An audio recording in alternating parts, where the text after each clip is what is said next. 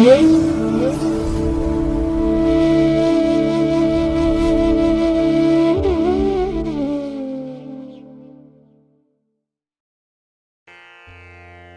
ಮಹಾಗಣಪತಯೇ ನಮಃ. ಶ್ರೀ ಗುರುಭ್ಯೋ ನಮಃ. ಹರಿ ಓಂ.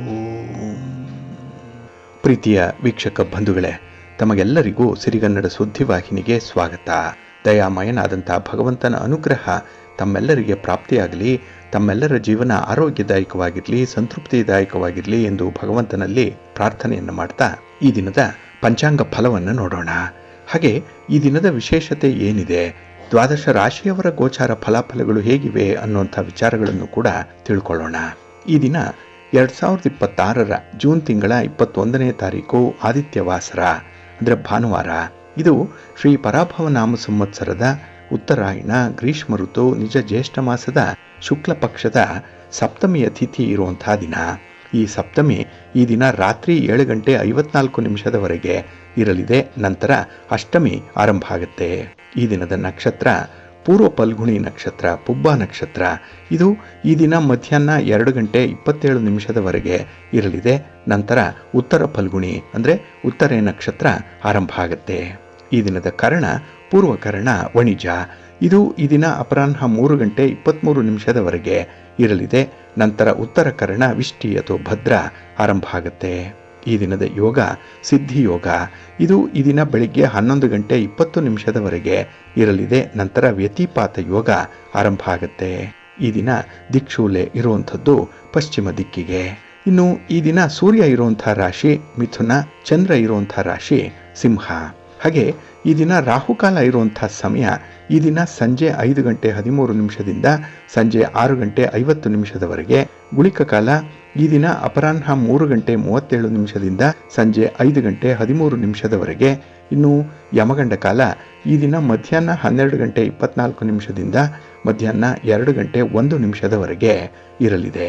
ಇನ್ನು ಈ ದಿನ ದುಷ್ಟ ಮುಹೂರ್ತ ಇರುವಂತಹ ಸಮಯ ಈ ದಿನ ಸಂಜೆ 5:30 ಸಂಜೆ 6:25 ದುಷ್ಟ ಮುಹೂರ್ತದ ಸಮಯ. ಹಾಗಾಗಿ ಈ ಸಮಯದಲ್ಲಿ ಯಾವುದೇ ಪ್ರಯಾಣವನ್ನಾಗಲಿ ಯಾವುದೇ ಶುಭ ಕಾರ್ಯಗಳನ್ನಾಗಲಿ ಆರಂಭ ಮಾಡಬೇಡಿ.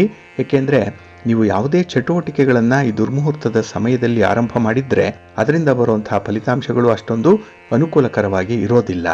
ಆದ್ದರಿಂದಲೇ ಈ ದುಷ್ಟ ಮುಹೂರ್ತವನ್ನು ಅವಾಯ್ಡ್ ಮಾಡುವಂಥದ್ದು ತುಂಬ ಉತ್ತಮ. ಇನ್ನು ಈ ದಿನ ಅಭಿಜಿತ್ ಮುಹೂರ್ತ ಇರುವಂಥ ಸಮಯ ಈ ದಿನ ಬೆಳಿಗ್ಗೆ 11:54 ಮಧ್ಯಾಹ್ನ 12:50 ಅಭಿಜಿತ್ ಮುಹೂರ್ತದ ಸಮಯ. ಇನ್ನು ಈ ದಿನ ವಿಶೇಷವಾಗಿ ಅಮೃತ ಕಾಲ ಇರುವಂಥ ಸಮಯ ಈ ದಿನ ರಾತ್ರಿ 2:54 ರಾತ್ರಿ 4:33 ಅಮೃತ ಕಾಲದ ಸಮಯ. ಇನ್ನು ಈ ದಿನದ ಚಗೋದಯದ ಲಾಭದ ಸಮಯ ಅಂತ ಹೇಳಿದ್ರೆ ಈ ದಿನ ಬೆಳಿಗ್ಗೆ 9:07 ಬೆಳಿಗ್ಗೆ 10:48 ಚಗೋದಯದ ಲಾಭದ ಸಮಯ.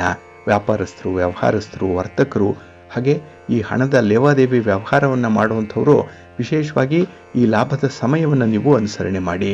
ನಿಮ್ಮ ವ್ಯಾಪಾರಿ ಚಟುವಟಿಕೆಗಳನ್ನಾಗಲಿ ಅಥವಾ ವ್ಯಾಪಾರಿ ಸಂಬಂಧವಾದಂಥ ಪ್ರಯಾಣವನ್ನಾಗಲಿ ಈ ಲಾಭದ ಸಮಯದಲ್ಲಿ ನೀವು ಮಾಡೋದ್ರಿಂದ ನಿಮ್ಮ ಪ್ರಯತ್ನಕ್ಕೆ ಒಳ್ಳೆಯ ಪ್ರತಿಫಲ ಸಿಕ್ಕತ್ತೆ. ನಿಮ್ಮ ವ್ಯಾಪಾರ ವ್ಯವಹಾರಗಳು ಅಭಿವೃದ್ಧಿಯನ್ನು ಕಾಣುವಂಥ ಸಂದರ್ಭದಲ್ಲಿರುತ್ತೆ. ಹಾಗಾಗಿ ಪ್ರತಿನಿತ್ಯ ನೀವು ಈ ಚಗೋದಯದ ಲಾಭದ ಸಮಯವನ್ನು ಅನುಸರಣೆ ಮಾಡಿ ವ್ಯಾಪಾರಸ್ಥರು ಒಳ್ಳೆಯದಾಗುತ್ತೆ. ಇನ್ನು ಈ ದಿನ ಸೂರ್ಯೋದಯ ಆಗುವಂಥ ಸಮಯ ಈ ದಿನ ಪ್ರಾತಃ ಕಾಲ 5:52 ಸೂರ್ಯಾಸ್ತ ಸಂಜೆ 6:47. ಇನ್ನು ಈ ದಿನ ಚಂದ್ರನ ಬಲ ಇರುವಂಥ ರಾಶಿಗಳು ಅಂತ ಹೇಳಿದ್ರೆ ಮಿಥುನ, ಸಿಂಹ, ತುಲಾ, ವೃಶ್ಚಿಕ, ಕುಂಭ ಮತ್ತು ಮೀನ. ಈ 6 ರಾಶಿಯವರಿಗೆ ಗೋಚಾರದಲ್ಲಿ ಚಂದ್ರನಿಂದ ಶುಭ ಫಲಗಳ ಯೋಗ ಇರುತ್ತೆ. ಇನ್ನು ಉಳಿದ 6 ರಾಶಿಯವರಿಗೆ ಮಿಶ್ರ ಫಲದ ಯೋಗ ಇರುತ್ತೆ. ಅದನ್ನು ಮುಂದೆ ದ್ವಾದಶ ರಾಶಿಯವರ ಗೋಚಾರ ಫಲಾಫಲಗಳನ್ನು ನೋಡುವಂತಹ ಸಂದರ್ಭದಲ್ಲಿ ಮತ್ತಷ್ಟು ಹೆಚ್ಚಿನ ಮಾಹಿತಿಗಳನ್ನು ತಿಳ್ಕೊಳ್ಳೋಣ. ಇನ್ನು ಈ ದಿನದ ಹೊರಾದ ಅಧಿಪತಿ ರವಿ. ರವಿ ಅಂತ ಹೇಳಿದ್ರೆ ವಿಶೇಷವಾಗಿ ರಾಜನೀತಿಗೆ ಕಾರಕನಾಗಿರುವಂಥವನು, ಆಡಳಿತಕ್ಕೆ ಕಾರಕ ರವಿ. ಹಾಗಾಗಿ ರಾಜನೀತಿಯಲ್ಲಿ ಆಡಳಿತದ ಚುಕ್ಕಾಣಿಯನ್ನು ಹಿಡಿದಿರುವಂಥ ರಾಜಕಾರಣಿಗಳಿಗೆ, ರಾಜಕೀಯ ಕ್ಷೇತ್ರದಲ್ಲಿರುವಂಥವ್ರಿಗೆ ಈ ದಿನ ತುಂಬ ಅನುಕೂಲತೆಗಳು ಇದೆ. ನಿಮ್ಮ ಚಟುವಟಿಕೆಗಳನ್ನಾಗಲಿ ನಿಮ್ಮ ಪ್ರಯಾಣವನ್ನಾಗಲಿ ಈ ದಿನ ನೀವು ಆರಂಭ ಮಾಡೋದ್ರಿಂದ ನಿಮಗೆ ಉತ್ತಮವಾದಂಥ ಫಲಗಳು ಸಿಕ್ಕುವಂಥದ್ದು ಇದೆ. ಇನ್ನು ಈ ರವಿ ಸರ್ಕಾರಕ್ಕೆ ಕಾರಕ. ಹಾಗಾಗಿ ಸರ್ಕಾರದ ಮಟ್ಟದ ಉನ್ನತ ಅಧಿಕಾರಿಗಳಿಗೆ ಈ ದಿನ ಚೆನ್ನಾಗಿದೆ. ಸರ್ಕಾರದ ಕೆಲಸ ಕಾರ್ಯಗಳು ಬಹಳ ಯಶಸ್ವಿಯಾಗಿ ನಡೆಯುವಂಥ ಸಂದರ್ಭ ಇದು. ಹಾಗೆ ಈ ರವಿ ಪಿತೃಕಾರಕ ಮತ್ತು ಪುತ್ರಕಾರಕ. ಹಾಗಾಗಿ ಮನೆಯಲ್ಲೂ ಕೂಡ ತಂದೆ ಮತ್ತು ಮಕ್ಕಳಿಗೆ ವಿಶೇಷವಾದಂಥ ಒಂದು ಸಂಬಂಧ ಏರ್ಪಡುವಂಥ ಸಾಧ್ಯತೆ, ಅಂದರೆ ಕುಟುಂಬದ ಬಗ್ಗೆ ಕೆಲವೊಂದು ಮಾಹಿತಿಗಳನ್ನು ನೀವು ಕಲೆ ಹಾಕುವಂಥದ್ದು ಅಥವಾ ಕೆಲವೊಂದು ವಿಚಾರಗಳಲ್ಲಿ ಚರ್ಚೆ, ಪೂರ್ವ ಸಿದ್ಧತೆ ಇತ್ಯಾದಿಗಳು ನಡೆಯುವಂಥ ಸಾಧ್ಯತೆ ಇದೆ. ಹಾಗಾಗಿ ಕುಟುಂಬದಲ್ಲಿ ಏನೋ ಒಂದು ರೀತಿಯ ಚಟುವಟಿಕೆಗಳು ಗರಿಗೆದರುವಂಥ ಸಾಧ್ಯತೆಗಳು ಕೂಡ ಇರುತ್ತೆ. ಇನ್ನು ರವಿ ಆರೋಗ್ಯಕ್ಕೆ ಕಾರಕ. ಹಾಗಾಗಿ ಆರೋಗ್ಯದ ಬಗ್ಗೆ ಕೂಡ ಈ ದಿನ ಎಲ್ಲಿಲ್ಲದ ಕಾಳಜಿ ಇರುವಂಥ ಸಂದರ್ಭ ಇದೆ. ಇದ್ದಕ್ಕಿದ್ದ ಹಾಗೆ ಆರೋಗ್ಯದ ಬಗ್ಗೆ ಕೆಲವೊಂದು ಮಾತುಕತೆಗಳಾಗಲಿ, ಕೆಲವೊಂದು ಸಿದ್ಧತೆಗಳನ್ನು ಮಾಡಿಕೊಳ್ಳುವಂಥದ್ದಾಗಲಿ, ಊಟೋಪಚಾರಗಳ ಬಗ್ಗೆ, ಹಾಗೆ ನಿಮ್ಮ ಆಹಾರ ವಿಹಾರಾದಿಗಳ ಬಗ್ಗೆ ಕೂಡ ಕೆಲವೊಂದು ಮಾರ್ಪಾಟುಗಳಾಗುವಂಥ ಸಾಧ್ಯತೆ ಇದೆ. ಹಾಗಾಗಿ ಈ ದಿನ ರವಿಯಿಂದ ಕೆಲವೊಂದು ಬದಲಾವಣೆಗಳಾಗುವಂಥ ಸಾಧ್ಯತೆಗಳು ತುಂಬ ಇರುತ್ತೆ. ಇನ್ನು ಈ ದಿನದ ಕೆಲಸ ಕಾರ್ಯಗಳನ್ನು ಆದಷ್ಟು ನೀವು ಗುರುಹೋರದಲ್ಲಿ ಆರಂಭ ಮಾಡೋದ್ರಿಂದ ಅದು ನಿಮಗೆ ಉತ್ತಮವಾದಂಥ ಫಲವನ್ನು ತರುತ್ತೆ. ಈ ಗುರುಹೋರ ಎಲ್ಲ ಕೆಲಸ ಕಾರ್ಯಗಳಿಗೂ ಕೂಡ ತುಂಬ ಅನುಕೂಲಕರವಾಗಿರುವಂಥದ್ದು. ಹಾಗಾಗಿ ಈ ದಿನ ಗುರುಹೋರ ಇರುವಂಥ ಸಮಯ ಬೆಳಿಗ್ಗೆ 11 ಗಂಟೆ 13 ನಿಮಿಷದಿಂದ ಮಧ್ಯಾಹ್ನ 12 ಗಂಟೆ 23 ನಿಮಿಷದವರೆಗೆ. ಇನ್ನು ರಾತ್ರಿ 7 ಗಂಟೆ 21 ನಿಮಿಷದಿಂದ ರಾತ್ರಿ 8 ಗಂಟೆ 12 ನಿಮಿಷದವರೆಗೆ. ಹಾಗೆ ಮಧ್ಯರಾತ್ರಿ 1 ಗಂಟೆ 13 ನಿಮಿಷದಿಂದ ಮಧ್ಯರಾತ್ರಿ 2 ಗಂಟೆ 3 ನಿಮಿಷದವರೆಗೆ ಗುರುಹೋರ ಇರುವಂಥ ಸಮಯ. ಇದನ್ನು ಈ ದಿನ ನೀವು ಅನುಸರಣೆ ಮಾಡ್ಬೋದು, ಒಳ್ಳೆಯದಾಗತ್ತೆ. ಆದರೆ ಈ ದಿನ ಇರುವಂಥ ಶನಿಹೋರ ಏನಿದೆ ಅದರಲ್ಲಿ ನಿಮ್ಮ ಚಟುವಟಿಕೆಗಳೇನಾದರೂ ಆರಂಭ ಆದರೆ ಅದು ತುಂಬ ನಿಧಾನವಾಗಿ ನಡೆಯುತ್ತೆ. ಪ್ರಗತಿ ಅಷ್ಟೊಂದು ವೇಗವಾಗಿ ಇರಲ್ಲ. ಏಕೆಂದರೆ ಶನಿ ನಿಧಾನಗತಿಯಲ್ಲಿ, ಮಂದಗತಿಯಲ್ಲಿ ಚಲಿಸುವಂಥವನು. ಹಾಗಾಗಿ ಶನಿ ಹೋರಾದ ಕೆಲಸ ಕಾರ್ಯಗಳ ಆರಂಭ ಕೂಡ ತಡ ಆಗುತ್ತೆ, ಪ್ರಗತಿ ಕೂಡ ತಡ ಆಗುತ್ತೆ, ಜೊತೆಗೆ ಫಲಿತಾಂಶ ಕೂಡ ತಡವಾಗಿ ಬರುತ್ತೆ. ಹಾಗಾಗಿನೇ ಕೆಲವೊಂದು ಪ್ರಮುಖವಾಗಿರುವಂತಹ ಕೆಲಸ ಕಾರ್ಯಗಳನ್ನು ಆದಷ್ಟು ಶನಿ ಹೋರಾದಲ್ಲಿ ಅವಾಯ್ಡ್ ಮಾಡ್ಕೊಳ್ಳಿ. ಇದು ಈ ದಿನ ಬೆಳಿಗ್ಗೆ 10 ಗಂಟೆ 3 ನಿಮಿಷದಿಂದ ಬೆಳಿಗ್ಗೆ 11 ಗಂಟೆ 13 ನಿಮಿಷದವರೆಗೆ. ಇನ್ನು ಸಂಜೆ 6 ಗಂಟೆ 11 ನಿಮಿಷದಿಂದ ರಾತ್ರಿ 7 ಗಂಟೆ 21 ನಿಮಿಷದವರೆಗೆ. ಇನ್ನು ಮಧ್ಯರಾತ್ರಿ 12 ಗಂಟೆ 23 ನಿಮಿಷದಿಂದ ಮಧ್ಯರಾತ್ರಿ 1 ಗಂಟೆ 13 ನಿಮಿಷದವರೆಗೆ ಶನಿ ಹೋರ ಇರುವಂಥ ಸಮಯ. ಇದನ್ನು ಈ ದಿನ ಸ್ವಲ್ಪ ಅವಾಯ್ಡ್ ಮಾಡ್ಕೊಳ್ಳಿ, ಒಳ್ಳೆಯದಾಗತ್ತೆ. ಹಾಗಾಗಿ ಬಂಧುಗಳೇ, ನಿಮ್ಮ ಕೆಲಸ ಕಾರ್ಯಗಳನ್ನು, ನಿಮ್ಮ ಚಟುವಟಿಕೆಗಳನ್ನು ಆದಷ್ಟು ಒಳ್ಳೆಯ ಮುಹೂರ್ತದಲ್ಲಿ ಆರಂಭ ಮಾಡಿ. ಒಳ್ಳೆಯ ಸಮಯ ಯಾವುದಿದೆ ಅದನ್ನು ತಿಳ್ಕೊಳ್ಳಿ. ಹಾಗೆ ಯಾವ ಹೊರ, ಯಾವ ಕೆಲಸಕ್ಕೆ ಸೂಕ್ತ ಇದನ್ನು ಕೂಡ ನೀವು ಪ್ರತಿನಿತ್ಯ ತಿಳ್ಕೊಳ್ಬೇಕು. ಇದೆಲ್ಲವೂ ಕೂಡ ನಿಮಗೆ ಪಂಚಾಂಗದಲ್ಲಿ ಸಿಕ್ಕತ್ತೆ. ಅದರಿಂದಲೇ ಪ್ರತಿನಿತ್ಯ ನೀವು ಪಂಚಾಂಗ ಶ್ರವಣ ಮಾಡಬೇಕು, ಇಲ್ಲ ಪಂಚಾಂಗ ಪಠಣ ಮಾಡಬೇಕು. ಇದೆರಡೂ ಸಾಧ್ಯ ಆಗಲಿಲ್ಲ ಅಂತ ಹೇಳಿದ್ರೆ ಸಿರಿಗನ್ನಡ ಸುದ್ದಿವಾಹಿನಿ ಪ್ರತಿನಿತ್ಯ ಪ್ರಸಾರ ಮಾಡುವಂಥ ಈ ನಿಖರವಾಗಿರುವಂಥ ಪಂಚಾಂಗದ ವಿವರಗಳನ್ನು ಕೇಳಿಸ್ಕೊಳ್ಳಿ. ಇದನ್ನು ನೀವು ಫಾಲೋ ಮಾಡಿದ್ರೆ ಸಾಕು. ಏಕೆಂದರೆ ನಿಮ್ಮ ಕೆಲಸ ಕಾರ್ಯಗಳು ನಾವು ಹೇಳುವಂಥ ಸಮಯದಲ್ಲಿ ಆರಂಭ ಆಗೋದ್ರಿಂದ ನಿಮ್ಮ ಪ್ರಯತ್ನ ಯಶಸ್ವಿಯಾಗುತ್ತೆ. ಹಾಗೆ ನೀವು ನಿರೀಕ್ಷೆ ಮಾಡಿದಂಥ ಒಂದು ಫಲಿತಾಂಶವನ್ನು ಆ ಕೆಲಸದಿಂದ ಪಡ್ಕೊಳ್ಳಿಕ್ಕೆ ಸಾಧ್ಯವಾಗುತ್ತೆ. ಏಕೆಂದರೆ ನಿಮ್ಮ ಪ್ರಯತ್ನ ಬಹಳ ನಂಬಿಕೆಯಿಂದ ನಡೆಯುತ್ತೆ, ನಿಷ್ಠೆಯಿಂದ ನಡೆಯುತ್ತೆ. ಅದಕ್ಕಾಗಿಯೇ ಪಂಚಾಂಗ ನಿಮಗೆ ಮಾರ್ಗದರ್ಶಿಯಾಗಿರುತ್ತೆ. ಈ ಒಂದು ಹಿನ್ನೆಲೆಯಲ್ಲಿ ನಿಮಗೆ ಎಲ್ಲ ವಿಧದಲ್ಲೂ ಕೂಡ ಒಳ್ಳೆಯದಾಗತ್ತೆ. ಇನ್ನು ಬಂಧುಗಳೇ, ಈ ದಿನ ಬಹಳ ವಿಶೇಷವಾದಂತಹ ದಿನ. ಏಕೆಂದರೆ ಈ ದಿನ ಸರ್ವಾರ್ಥ ಸಿದ್ಧಿಯೋಗ ಇರುವಂತಹ ದಿನ. ಅದರಲ್ಲೂ ಈ ದಿನ ಮಧ್ಯಾಹ್ನದ ನಂತರದಲ್ಲಿ ಈ ಯೋಗ ಕಾಣಿಸ್ಕೊಳ್ಳುತ್ತೆ. ಇಲ್ಲಿ ಉತ್ತರ ಫಲ್ಗುಣಿ ನಕ್ಷತ್ರ ಮತ್ತು ಭಾನುವಾರ ಯಾವ ದಿನ ಸಂಯೋಗ ಆಗುತ್ತೋ ಆ ಒಂದು ಸಂದರ್ಭ ಸರ್ವಾರ್ಥ ಸಿದ್ಧಿಯೋಗ ಇರುವಂಥ ಸಂದರ್ಭ. ಹಾಗಾಗಿ ಈ ದಿನ ಮಧ್ಯಾಹ್ನ 2 ಗಂಟೆ 27 ನಿಮಿಷದಿಂದ ನಾಳೆ ಬೆಳಿಗ್ಗೆ ಸೂರ್ಯೋದಯದ ಸಮಯ ಏನಿದೆ 5 ಗಂಟೆ 52 ನಿಮಿಷ, ಅಲ್ಲಿಯವರೆಗೂ ಕೂಡ ಸರ್ವಾರ್ಥ ಸಿದ್ಧಿಯೋಗ ಇರುತ್ತೆ. ಈ ಮಧ್ಯಾಹ್ನದ ಅವಧಿ ಏನಿದೆ ಇದನ್ನು ನೀವು ಒಳ್ಳೆಯ ಕಾರ್ಯಗಳನ್ನು ಮಾಡಲಿಕ್ಕೆ ಬಳಸ್ಕೊಳ್ಬಹುದು. ಅದರಲ್ಲೂ ಈ ರಾಹುಕಾಲ ಏನಿದೆ ಅದನ್ನು ನೋಡಿಕೊಂಡು ನಿಮ್ಮ ಕೆಲಸಗಳನ್ನು ಮುಂದುವರಿಸಬಹುದು. ಇನ್ನು ಈ ದಿನ ಸಪ್ತಮಿ ತಿಥಿ ಇರೋದ್ರಿಂದ, ಅದರಲ್ಲೂ ಭಾನುವಾರ ಇರೋದ್ರಿಂದ ಇದನ್ನು ಭಾನು ಸಪ್ತಮಿ ಅಂತ ಹೇಳಿ ಕರೆಯುವಂಥದ್ದು ಇದೆ. ಬಹಳ ವಿಶೇಷವಾದಂತಹ ದಿನ. ಏಕೆಂದರೆ ಭಾನುವಾರ ಸೂರ್ಯನಿಗೆ ಸಮರ್ಪಿತವಾದಂತಹ ದಿನ, ಸಪ್ತಮಿ ಕೂಡ ಸೂರ್ಯನಿಗೆ ಸಂಬಂಧಪಟ್ಟಿರುವಂಥದ್ದು. ಹಾಗಾಗಿ ಈ ದಿನ ಸೂರ್ಯ ದೇವನಿಗೆ ಸಮರ್ಪಿತವಾದಂತಹ ಅತ್ಯಂತ ಪವಿತ್ರವಾದಂತಹ ದಿನ. ಅದರಲ್ಲೂ ಈ ದಿನ ಸೂರ್ಯನ ಆರಾಧನೆಗೆ, ಸೂರ್ಯನಿಗೆ ಅರ್ಘ್ಯ ಕೊಡಲಿಕ್ಕೆ, ಸೂರ್ಯನಿಗೆ ವಿಶೇಷ ಪೂಜೆಗಳನ್ನು ಮಾಡಲಿಕ್ಕೆ, ಜೊತೆಗೆ ದಾನ ಧರ್ಮಾದಿಗಳಿಗೆ ಅತ್ಯಂತ ಮಂಗಳಕರವಾದಂತಹ ದಿನ ಅನ್ನುವಂಥದ್ದು ಪಂಚಾಂಗದಲ್ಲಿದೆ. ಹಾಗಾಗಿ ಈ ದಿನ ಸೂರ್ಯನ ಆರಾಧನೆಯನ್ನು ಮಾಡಬೇಕು. ಸೂರ್ಯನಿಗೆ ತಾಮ್ರದ ಪಾತ್ರೆಯಲ್ಲಿ ಅರ್ಘ್ಯ ಪ್ರದಾನವನ್ನು ಮಾಡಬೇಕು. ಜೊತೆಗೆ ಕೆಂಪು ಹೂಗಳಿಂದ ಸೂರ್ಯನಾರಾಯಣ ಸ್ವಾಮಿಯನ್ನ ಈ ದಿನ ಪೂಜೆ ಮಾಡಿ ನೈವೇದ್ಯ ಮಾಡಬೇಕು ಅನ್ನುವಂಥದ್ದು ಇದೆ. ಇದರಲ್ಲಿ ನಮಗೆ ಆರೋಗ್ಯ ಬೇಕು ಅನ್ನುವಂಥವ್ರು ಈ ದಿನ ಸೂರ್ಯನನ್ನ ಪ್ರಾರ್ಥನೆ ಮಾಡಿಕೊಳ್ಬೇಕು. ಹಾಗೆ ನಮ್ಮ ಕೆಲಸ ಕಾರ್ಯಗಳಲ್ಲಿ, ಅದರಲ್ಲೂ ಈ ಸರ್ಕಾರದ ಮಟ್ಟದಲ್ಲಿ ಆಗಬೇಕಾಗಿರುವಂತಹ ಕೆಲಸ ಕಾರ್ಯಗಳಲ್ಲಿ ಉನ್ನತವಾದಂತಹ ಯಶಸ್ಸು ಸಿಗಬೇಕು ಅಂತ ಹೇಳಿದ್ರೆ ಸೂರ್ಯನೇ ಕಾರಕ. ಹಾಗಾಗಿ ಆ ಸೂರ್ಯದೇವನನ್ನ ಈ ದಿನ ನಾವು ಪೂಜೆ ಮಾಡೋದ್ರಿಂದ ನಮ್ಮ ಇಷ್ಟಾರ್ಥಗಳು ನೆರವೇರುತ್ತೆ, ನಮ್ಮ ಕೋರಿಕೆಗಳು ಈಡೇರುತ್ತೆ. ಜೊತೆಗೆ ದೈಹಿಕವಾಗಿ ಮಾನಸಿಕವಾಗಿ ಆರೋಗ್ಯ ವೃದ್ಧಿಯಾಗುತ್ತೆ ಅನ್ನುವಂಥ ಒಂದು ವಿಚಾರ ಇದೆ. ಇನ್ನು ಯಾರು ಹಾಸಿಗೆ ಹಿಡಿದಿದ್ದಾರೆ, ಯಾರು ಅನಾರೋಗ್ಯದಿಂದ ಬಳಲ್ತಾ ಇದ್ದಾರೆ ಅಂಥವರು ಈ ದಿನ ಸೂರ್ಯ ಸ್ತೋತ್ರವನ್ನು ಹೇಳ್ಕೊಳ್ಳೋದ್ರಿಂದ, ಸೂರ್ಯನ ನಾಮಸ್ಮರಣೆಯನ್ನು ಮಾಡೋದ್ರಿಂದ, ಆದಿತ್ಯ ಹೃದಯ ಸ್ತೋತ್ರವನ್ನು ಹೇಳ್ಕೊಳ್ಳೋದ್ರಿಂದ ಅವರಿಗೆ ಮನಸ್ಸು ಗಟ್ಟಿಯಾಗತ್ತೆ, ಆತ್ಮವಿಶ್ವಾಸ ಇರುತ್ತೆ. ಎಂಥ ಒಂದು ಅಹಿತಕರವಾದಂತಹ ನೋವನ್ನಾಗ್ಲಿ, ಎಂಥದ್ದೇ ಸನ್ನಿವೇಶವನ್ನಾಗ್ಲಿ ಎದುರಿಸಲಿಕ್ಕೆ ಅವರಿಗೆ ಆತ್ಮವಿಶ್ವಾಸ ಮೂಡುವಂಥದ್ದಾಗತ್ತೆ. ಹಾಗಾಗಿ ಈ ದಿನ ಬಹಳ ವಿಶೇಷವಾಗಿ ಸೂರ್ಯನಾರಾಯಣ ಸ್ವಾಮಿಯನ್ನ ಆರಾಧನೆ ಮಾಡಬೇಕು. ಇನ್ನು ಮಾಘ ಮಾಸದಲ್ಲಿ ಬರುತ್ತಲ್ಲ ಆ ಭಾನು ಸಪ್ತಮಿ, ಅದನ್ನ ರಥಸಪ್ತಮಿ ಅಂತ ಹೇಳಿ ಕರೀತಾರೆ.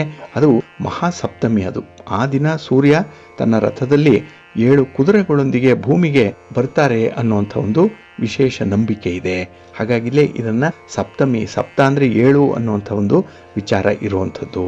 ಹಾಗಾಗಿ ಈ ದಿನ ಓಂ ಸೂರ್ಯಾಯ ನಮಃ ಅಥವಾ ಓಂ ಘೃಣಿ ಸೂರ್ಯಾಯ ನಮಃ ಅನ್ನುವಂಥ ಮಂತ್ರವನ್ನ 108 ಸಲ ಪಠಣ ಮಾಡ್ಕೊಳ್ಳಿ, ಒಳ್ಳೆಯದಾಗತ್ತೆ. ಇನ್ನು ಈ ದಿನ ಸವಿತೃ ಗಾಯತ್ರಿ ಮಂತ್ರವನ್ನಾಗ್ಲಿ, ಆದಿತ್ಯ ಹೃದಯ ಸ್ತೋತ್ರವನ್ನಾಗ್ಲಿ ಪಠಣ ಮಾಡೋದ್ರಿಂದ ವಿಶೇಷವಾದಂತಹ ಒಂದು ಫಲ ಸಿಕ್ಕತ್ತೆ. ಹಾಗೆ ಈ ಭಾನು ಸಪ್ತಮಿಯ ಆಚರಣೆಯನ್ನ ಸ್ವಲ್ಪ ನಂಬಿಕೆಯಿಂದ ಮಾಡಿ. ಈ ದಿನ ಕೆಲವರು ಉಪವಾಸವನ್ನ ಮಾಡುವಂಥ ಸಂಕಲ್ಪವನ್ನು ಕೂಡ ಮಾಡಿಕೊಳ್ಳುವಂಥದ್ದು ಕೂಡ ಇದೆ. ಹಾಗಾಗಿ ಈ ಭಾನು ಸಪ್ತಮಿ ವಿಶೇಷವಾದಂತಹ ಫಲಗಳನ್ನು ನಿಮಗೆ ತಂದು ಕೊಡಲಿ. ಸೂರ್ಯದೇವ ನಿಮ್ಮೆಲ್ಲರ ಆರೋಗ್ಯವನ್ನ ಕಾಪಾಡಲಿ. ಹಾಗೆ ನಿಮ್ಮ ಉದ್ಯೋಗ, ನಿಮ್ಮ ವ್ಯಾಪಾರ ವ್ಯವಹಾರಗಳು, ಹಣಕಾಸಿನ ಚಟುವಟಿಕೆಗಳೆಲ್ಲವೂ ಕೂಡ ನಿಮ್ಮ ಇಚ್ಛೆಯಂತೆ ನೆರವೇರಲಿ ಅನ್ನುವಂಥ ಒಂದು ಪ್ರಾರ್ಥನೆಯನ್ನ ಮಾಡ್ತಾ ಸೂರ್ಯನಿಗೆ ಮತ್ತೊಮ್ಮೆ ನಾವು 21 ಬಾರಿ ನಮಸ್ಕಾರಗಳನ್ನು ಮಾಡೋಣ, ಒಳ್ಳೆಯದಾಗತ್ತೆ. ಪ್ರೀತಿಯ ಬಂಧುಗಳೇ, ಈ ದಿನದ ವಿಶೇಷ ಕಾರ್ಯಕ್ರಮಕ್ಕೆ ತಮಗೆಲ್ಲರಿಗೂ ಕೂಡ ಸ್ವಾಗತವನ್ನು ಹೇಳ್ತಾ, ನಾವು ಸಾಮಾನ್ಯವಾಗಿ ಹೇಳುವಂಥ ವಿಚಾರ ಅಂದರೆ ದಾನ ಧರ್ಮಾದಿಗಳನ್ನು ಮಾಡ್ತಾ ಇರಿ. ಭಗವಂತ ಸಾಕಷ್ಟು ಕೊಟ್ಟಿದ್ದಾನೆ, ಕೊಟ್ಟಿರುವಂಥದ್ರಲ್ಲಿ ಸ್ವಲ್ಪ ಭಾಗವನ್ನು ಯಾರು ನಿರ್ಗತಿಕರಿದ್ದಾರೆ ಅಥವಾ ಯಾರಿಗೆ ಅಗತ್ಯ ಇದೆ ಅಂಥವ್ರಿಗೆ ದಾನ ಮಾಡಿ ಅನ್ನುವಂಥ ವಿಚಾರಗಳನ್ನು ಹೇಳ್ತಾ ಇರ್ತೇವೆ. ಆದರೆ ಜ್ಯೋತಿಷ್ಯ ಶಾಸ್ತ್ರದಲ್ಲಿ ಎಲ್ಲರೂ ಕೂಡ ಎಲ್ಲ ವಸ್ತುಗಳನ್ನು ಕೂಡ ದಾನ ಮಾಡುವಂತಿಲ್ಲ. ಏಕೆಂದರೆ ದಾನ ಮಾಡೋದ್ರಿಂದ ಪುಣ್ಯ ಫಲಗಳು ಲಭಿಸತ್ತೆ ಅನ್ನುವಂಥದ್ದಾದರೆ ನಾವು ಜನ್ಮ ಕುಂಡಲಿಯನ್ನು ನೋಡಿಕೊಂಡೇ ದಾನವನ್ನು ಮಾಡಬೇಕಾಗತ್ತೆ. ಕೆಲವರು ದಾನ ಮಾಡಿ ಆ ಫಲ ಇಲ್ಲದೆ ನಿರ್ಗತಿಕರಾಗಿರುವಂಥ ಉದಾಹರಣೆಗಳು ಕೂಡ ಇರುವಂಥದ್ದು. ಅಥವಾ ಭಗವಂತನ ಸೇವೆಗೆ ಗುಡಿ ಗೋಪುರಗಳನ್ನು, ಆಭರಣಗಳನ್ನು, ಹಾಗೆ ದೇವಾಲಯಕ್ಕೆ ಬೇಕಾದಂಥ ಪೂಜಾ ದ್ರವ್ಯಗಳನ್ನು, ಸಾಮಗ್ರಿಗಳನ್ನು ಕೊಟ್ಟರೂ ಕೂಡ ಅವರಿಗೆ ಯಾವುದೇ ರೀತಿಯಲ್ಲಿ ಒಳ್ಳೆಯದಾಗಿಲ್ಲ. ಅಂತಹ ಉದಾಹರಣೆಗಳು ಕೂಡ ಇದೆ. ಹಾಗಾಗಿ ನಾವು ಈ ದಿನ ಬಹಳ ವಿಶೇಷವಾಗಿ ಗಮನಿಸಬೇಕಾಗಿರುವಂಥದ್ದು, ಎಲ್ಲ ವ್ಯಕ್ತಿಗಳು ಕೂಡ ಎಲ್ಲ ವಸ್ತುಗಳನ್ನು ದಾನ ಮಾಡಲಿಕ್ಕೆ ಜ್ಯೋತಿಷ್ಯ ಶಾಸ್ತ್ರದಲ್ಲಿ ಅವಕಾಶ ಇಲ್ಲ ಅನ್ನುವಂಥ ಒಂದು ವಿಚಾರವನ್ನು ನೋಡೋಣ. ಇದು ತಮ್ಮ ಅನುಭವಕ್ಕೂ ಕೂಡ ಬಂದಿರಬಹುದು. ಕೆಲವರು ಲಕ್ಷಾಂತರ ರೂಪಾಯಿಗಳನ್ನು, ಕೋಟ್ಯಾಂತರ ರೂಪಾಯಿಗಳನ್ನು ದೇವರ ಹುಂಡಿಯಲ್ಲಿ ಹಾಕಿರ್ತಾರೆ. ದೇವರಿಗೆ ಬೇಕಾದಂತಹ ಒಂದು ಚಿನ್ನದ ಅಥವಾ ವಜ್ರ ಖಚಿತವಾದಂತಹ ಆಭರಣಗಳನ್ನು ಕೊಟ್ಟಿರ್ತಾರೆ. ಆದರೂ ಕೂಡ ಆ ವ್ಯಕ್ತಿ ದಾನ ಮಾಡಿದ್ರೂ ಅದರ ಫಲವನ್ನು ಪಡ್ಕೊಳ್ಳಿಕ್ಕೆ ವಿಫಲರಾಗಿರ್ತಾರೆ. ಹಾಗೆ ದಾನ ಮಾಡಿ ಇರುವುದೆಲ್ಲವನ್ನ ಕೂಡ ಕಳ್ಕೊಂಡ ಅನ್ನುವಂಥ ಉದಾಹರಣೆಗಳನ್ನು ನೀವು ಕೇಳಿರಬಹುದು. ಹಾಗಾಗಿ ಕೆಲವರು ಶಾಲಾ ಕಾಲೇಜುಗಳಿಗೆ, ವಿದ್ಯಾಸಂಸ್ಥೆಗಳಿಗೆ ಕೊಡುಗೆಯನ್ನು ನೀಡಿ ಕೂಡ ಅವರ ಮಕ್ಕಳಿಗೆ ವಿದ್ಯೆ ಬಂದಿರಲ್ಲ, ಅವರಿಗೂ ವಿದ್ಯೆ ಇರಲ್ಲ, ಅವರು ಹಾಳಾಗಿರುವಂಥ ಉದಾಹರಣೆಗಳು ಕೂಡ ಇದೆ.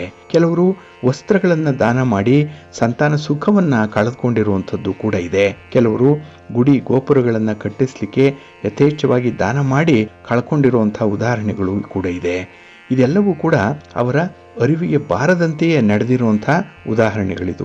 ಹಾಗಾಗಿ ದಾನ ಮಾಡಿದರೆ ಪುಣ್ಯ ಸಿಕ್ಕತ್ತೆ ಅನ್ನುವಂಥದ್ದನ್ನು ನಂಬಿ ಈ ರೀತಿ ದಾನಾದಿಗಳನ್ನು ಮಾಡಿರ್ತಾರೆ. ಆದರೆ ಕೆಲವು ವ್ಯಕ್ತಿಗಳಿಗೆ ಕೆಲವು ವಸ್ತುಗಳು ದಾನಕ್ಕೆ ವರ್ಜ್ಯವಾಗಿರುತ್ತೆ. ಇದನ್ನು ಜನ್ಮಕುಂಡಲಿಯನ್ನು ಪರಿಶೀಲನೆ ಮಾಡಿ ತಿಳಿಯಲಿಕ್ಕೆ ಸಾಧ್ಯ ಇದೆ. ಉದಾಹರಣೆಗೆ ಹೇಳೋದಾದರೆ, ಇಲ್ಲಿ ಕುಂಡಲಿಯಲ್ಲಿ ಗುರು 7ನೇ ಭಾವದಲ್ಲಿದ್ದರೆ ಅವರು ಎಂದಿಗೂ ಕೂಡ ಯಾರಿಗೂ ವಸ್ತ್ರಗಳನ್ನು ಬಟ್ಟೆಗಳನ್ನು ದಾನ ಮಾಡಬಾರ್ದು. ಹಾಗೆ ಮಾಡಿದ್ದೇ ಆದರೆ ಅವರು ಕ್ರಮೇಣವಾಗಿ ಸ್ವತಃ ವಿವಸ್ತ್ರರಾಗ್ತಾರೆ. ಅಂದರೆ ಅವರಿಗೆ ಉಡ್ಲಿಕ್ಕೆ ಬಟ್ಟೆಗಳು ಸಿಕ್ಕಲ್ಲ ಮುಂದೆ, ಆ ರೀತಿಯಲ್ಲಿ ಆಗುವಂತಹ ಸಂದರ್ಭಗಳು ಕೂಡ ಇರುತ್ತೆ.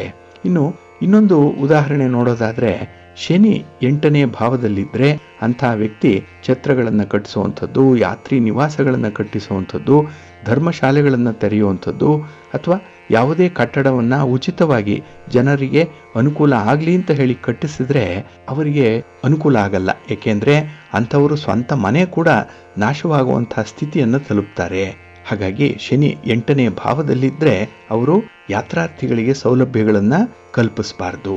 ಇನ್ನು ಚಂದ್ರ ಏನಾದರೂ 6ನೇ ಭಾವದಲ್ಲಿದ್ದರೆ ಅಂಥ ವ್ಯಕ್ತಿಗಳು ನೀರನ್ನಾಗಲಿ ಅಥವಾ ಹಾಲನ್ನಾಗಲಿ ಉಚಿತವಾಗಿ ಕುಡಿಲಿಕ್ಕೆ ದಾನವನ್ನು ಮಾಡಬಾರ್ದು. ಕೆಲವರು ನೋಡಿ ಅರವಟ್ಟಿಕೆಗಳನ್ನು ಇಟ್ಟಿರ್ತಾರೆ ಜಾತ್ರಾ ಸಮಯ, ರಥೋತ್ಸವದ ಸಮಯಗಳಲ್ಲಿ. ಅಂಥವರು ಅಂದರೆ ಚಂದ್ರ 6ನೇ ಭಾವದಲ್ಲಿದ್ದರೆ ಅವರು ಈ ಕೆಲಸವನ್ನು ಮಾಡೋದ್ರಿಂದ ಅವರಿಗೆ ಶ್ರೇಯಸ್ಸುಂಟಾಗಲ್ಲ. ಜೊತೆಗೆ ಉಚಿತವಾಗಿ ಈ ದ್ರವ ಪದಾರ್ಥಗಳನ್ನು, ನೀರನ್ನಾಗಲಿ ಶರಬತ್ತನ್ನಾಗಲಿ ನೀರು ಮಜ್ಜಿಗೆಯನ್ನಾಗಲಿ ಕೊಡೋದ್ರಿಂದ ಅವರಿಗೆ ಅಪಮೃತ್ಯು ಕಾಡತ್ತೆ ಅನ್ನುವಂಥ ಒಂದು ವಿಚಾರ ಕೂಡ ಇದೆ. ಹಾಗಾಗಿ ಚಂದ್ರ 6ನೇ ಭಾವದಲ್ಲಿರುವಂಥವರು ಸ್ವಲ್ಪ ಎಚ್ಚರಿಕೆಯಿಂದ ಇರಬೇಕಾಗತ್ತೆ. ಇನ್ನು ಕೆಲವು ವ್ಯಕ್ತಿಗಳ ಅನುಭವದ ಪ್ರಕಾರ ದೇವಸ್ಥಾನದ ಒಳಗೆ ಹೋದರೆ ಅವರಿಗೆ ಏನೋ ಒಂದು ರೀತಿಯಲ್ಲಿ ಕಸಿವಿಸಿ ಆಗುತ್ತೆ, ಅಷ್ಟೊಂದು ಕಂಫರ್ಟಬಲ್ ಆಗಿರಲ್ಲ. ಹಾಗಾಗಿ ಅವರು ಯಾವಾಗ ಆ ದೇವಸ್ಥಾನದ ಒಳಗಿನಿಂದ ಹೊರಗೆ ಹೋಗ್ತೇನೋ ಅನ್ನುವಂಥ ಒಂದು ಭಾವ ಅವರನ್ನು ಕಾಡ್ತಾ ಇರುತ್ತೆ. ಹಾಗಾಗಿ ಅಂಥ ವ್ಯಕ್ತಿಗಳಿಗೆ ದೇವರ ದರ್ಶನ ಆ ಒಂದು ನಿರ್ದಿಷ್ಟವಾದಂಥ ಸಮಯದಲ್ಲಿ ವರ್ಜ್ಯವಾಗಿರುತ್ತೆ. ಹಾಗಾಗಿ ಆ ವ್ಯಕ್ತಿಗಳು ದೇವಸ್ಥಾನದ ಒಳಗೆ ಹೋಗದೆ ಹೊರಗಿನಿಂದಲೇ ನಮಸ್ಕಾರ ಮಾಡುವಂಥದ್ದು ಒಳ್ಳೆಯದು. ಇನ್ನು ಯಾರ ಜನ್ಮ ಜಾತಕದಲ್ಲಿ 2ನೇ ಭಾವ ಖಾಲಿ ಇದ್ದು 6, 8 ಮತ್ತು 12ನೇ ಭಾವಗಳಲ್ಲಿ ಶತ್ರುಗ್ರಹಗಳಿರ್ತಾರೋ ಅವರು ಈ ದೇವರ ಗರ್ಭಗುಡಿಯ ಹತ್ತಿರ ಹೋಗುವಂತಿಲ್ಲ, ಹೋಗ್ಲಿಕ್ಕೂ ಆಗಲ್ಲ. ಅಂಥವ್ರಿಗೆ ಯಾರೋ ಕತ್ತಿಡಿದು ಆಚೆ ತಳ್ಳಿದಂತಾಗತ್ತೆ. ಅಂಥವರು ದೇವಾಲಯದ ಒಳಗೆ ಪ್ರವೇಶ ಮಾಡಬಾರ್ದು. ಇನ್ನು ಈ 12 ಮತ್ತು 8ರಲ್ಲಿ ಶತ್ರುಗ್ರಹಗಳೇನಾದರೂ ಇದ್ದರೆ, 2ರಲ್ಲಿ ಅತ್ಯಂತ ಶುಭಗ್ರಹ ಏನಾದರೂ ಇದ್ದರೆ ಆ ವ್ಯಕ್ತಿ ತಪ್ಪದೆ ದೇವರ ದರ್ಶನಕ್ಕೆ ಗರ್ಭಗುಡಿಯ ಒಳಗೆ ಹೋಗಿ ದೇವರ ಪಾದಸ್ಪರ್ಶ ಮಾಡಿದರೆ ಅವನ ದೌರ್ಭಾಗ್ಯ ನಶಿಸುತ್ತೆ ಅನ್ನುವಂಥ ವಿಚಾರ ಕೂಡ ಇದೆ. ಹಾಗಾಗಿ ನಾವು ದಾನ ಧರ್ಮಾದಿಗಳನ್ನು ಮಾಡುವಂಥ ವಿಚಾರದಲ್ಲಾಗಲಿ, ದೇವಾಲಯ ದರ್ಶನ ಮಾಡುವಂಥ ವಿಚಾರದಲ್ಲಾಗಲಿ ನಮ್ಮ ಜನ್ಮ ಕುಂಡಲಿಯನ್ನು ಪರಿಶೀಲನೆ ಮಾಡಿಕೊಂಡು ಮುಂದುವರಿಬೇಕಾಗತ್ತೆ. ಹಾಗಾಗಿನೇ ಸನಾತನ ಧರ್ಮದವರಾಗಿದ್ದರೂ ಕೂಡ ಕೆಲವರು ದೇವಾಲಯಕ್ಕೆ ಹೋಗಲ್ಲ, ಧಾರ್ಮಿಕ ವಿಚಾರಗಳಲ್ಲಿ ನಂಬಿಕೆ ಇರಲ್ಲ. ಅಂಥವ್ರಿಗೆ ಈ ಜಾತಕದಲ್ಲಿ ಇರುವಂಥ ಈ ದುಷ್ಟಗ್ರಹಗಳ ಪ್ರಭಾವ ಹೆಚ್ಚಾಗಿರುವಂಥದ್ದು. ಕ್ರಮೇಣ ಅವರನ್ನು ಪರಿಹಾರದ ಮೂಲಕ ಸರಿದಾರಿಗೆ ತರಬಹುದು. ಆದರೂ ಕೂಡ ಅವರು ಒಲ್ಲದ ಮನಸ್ಸಿನಿಂದಲೇ ಈ ಕಾರ್ಯಗಳಲ್ಲಿ ತೊಡಗಿಸ್ಕೊಳ್ಳುವಂಥ ಸಾಧ್ಯತೆಗಳು ಇರುತ್ತೆ.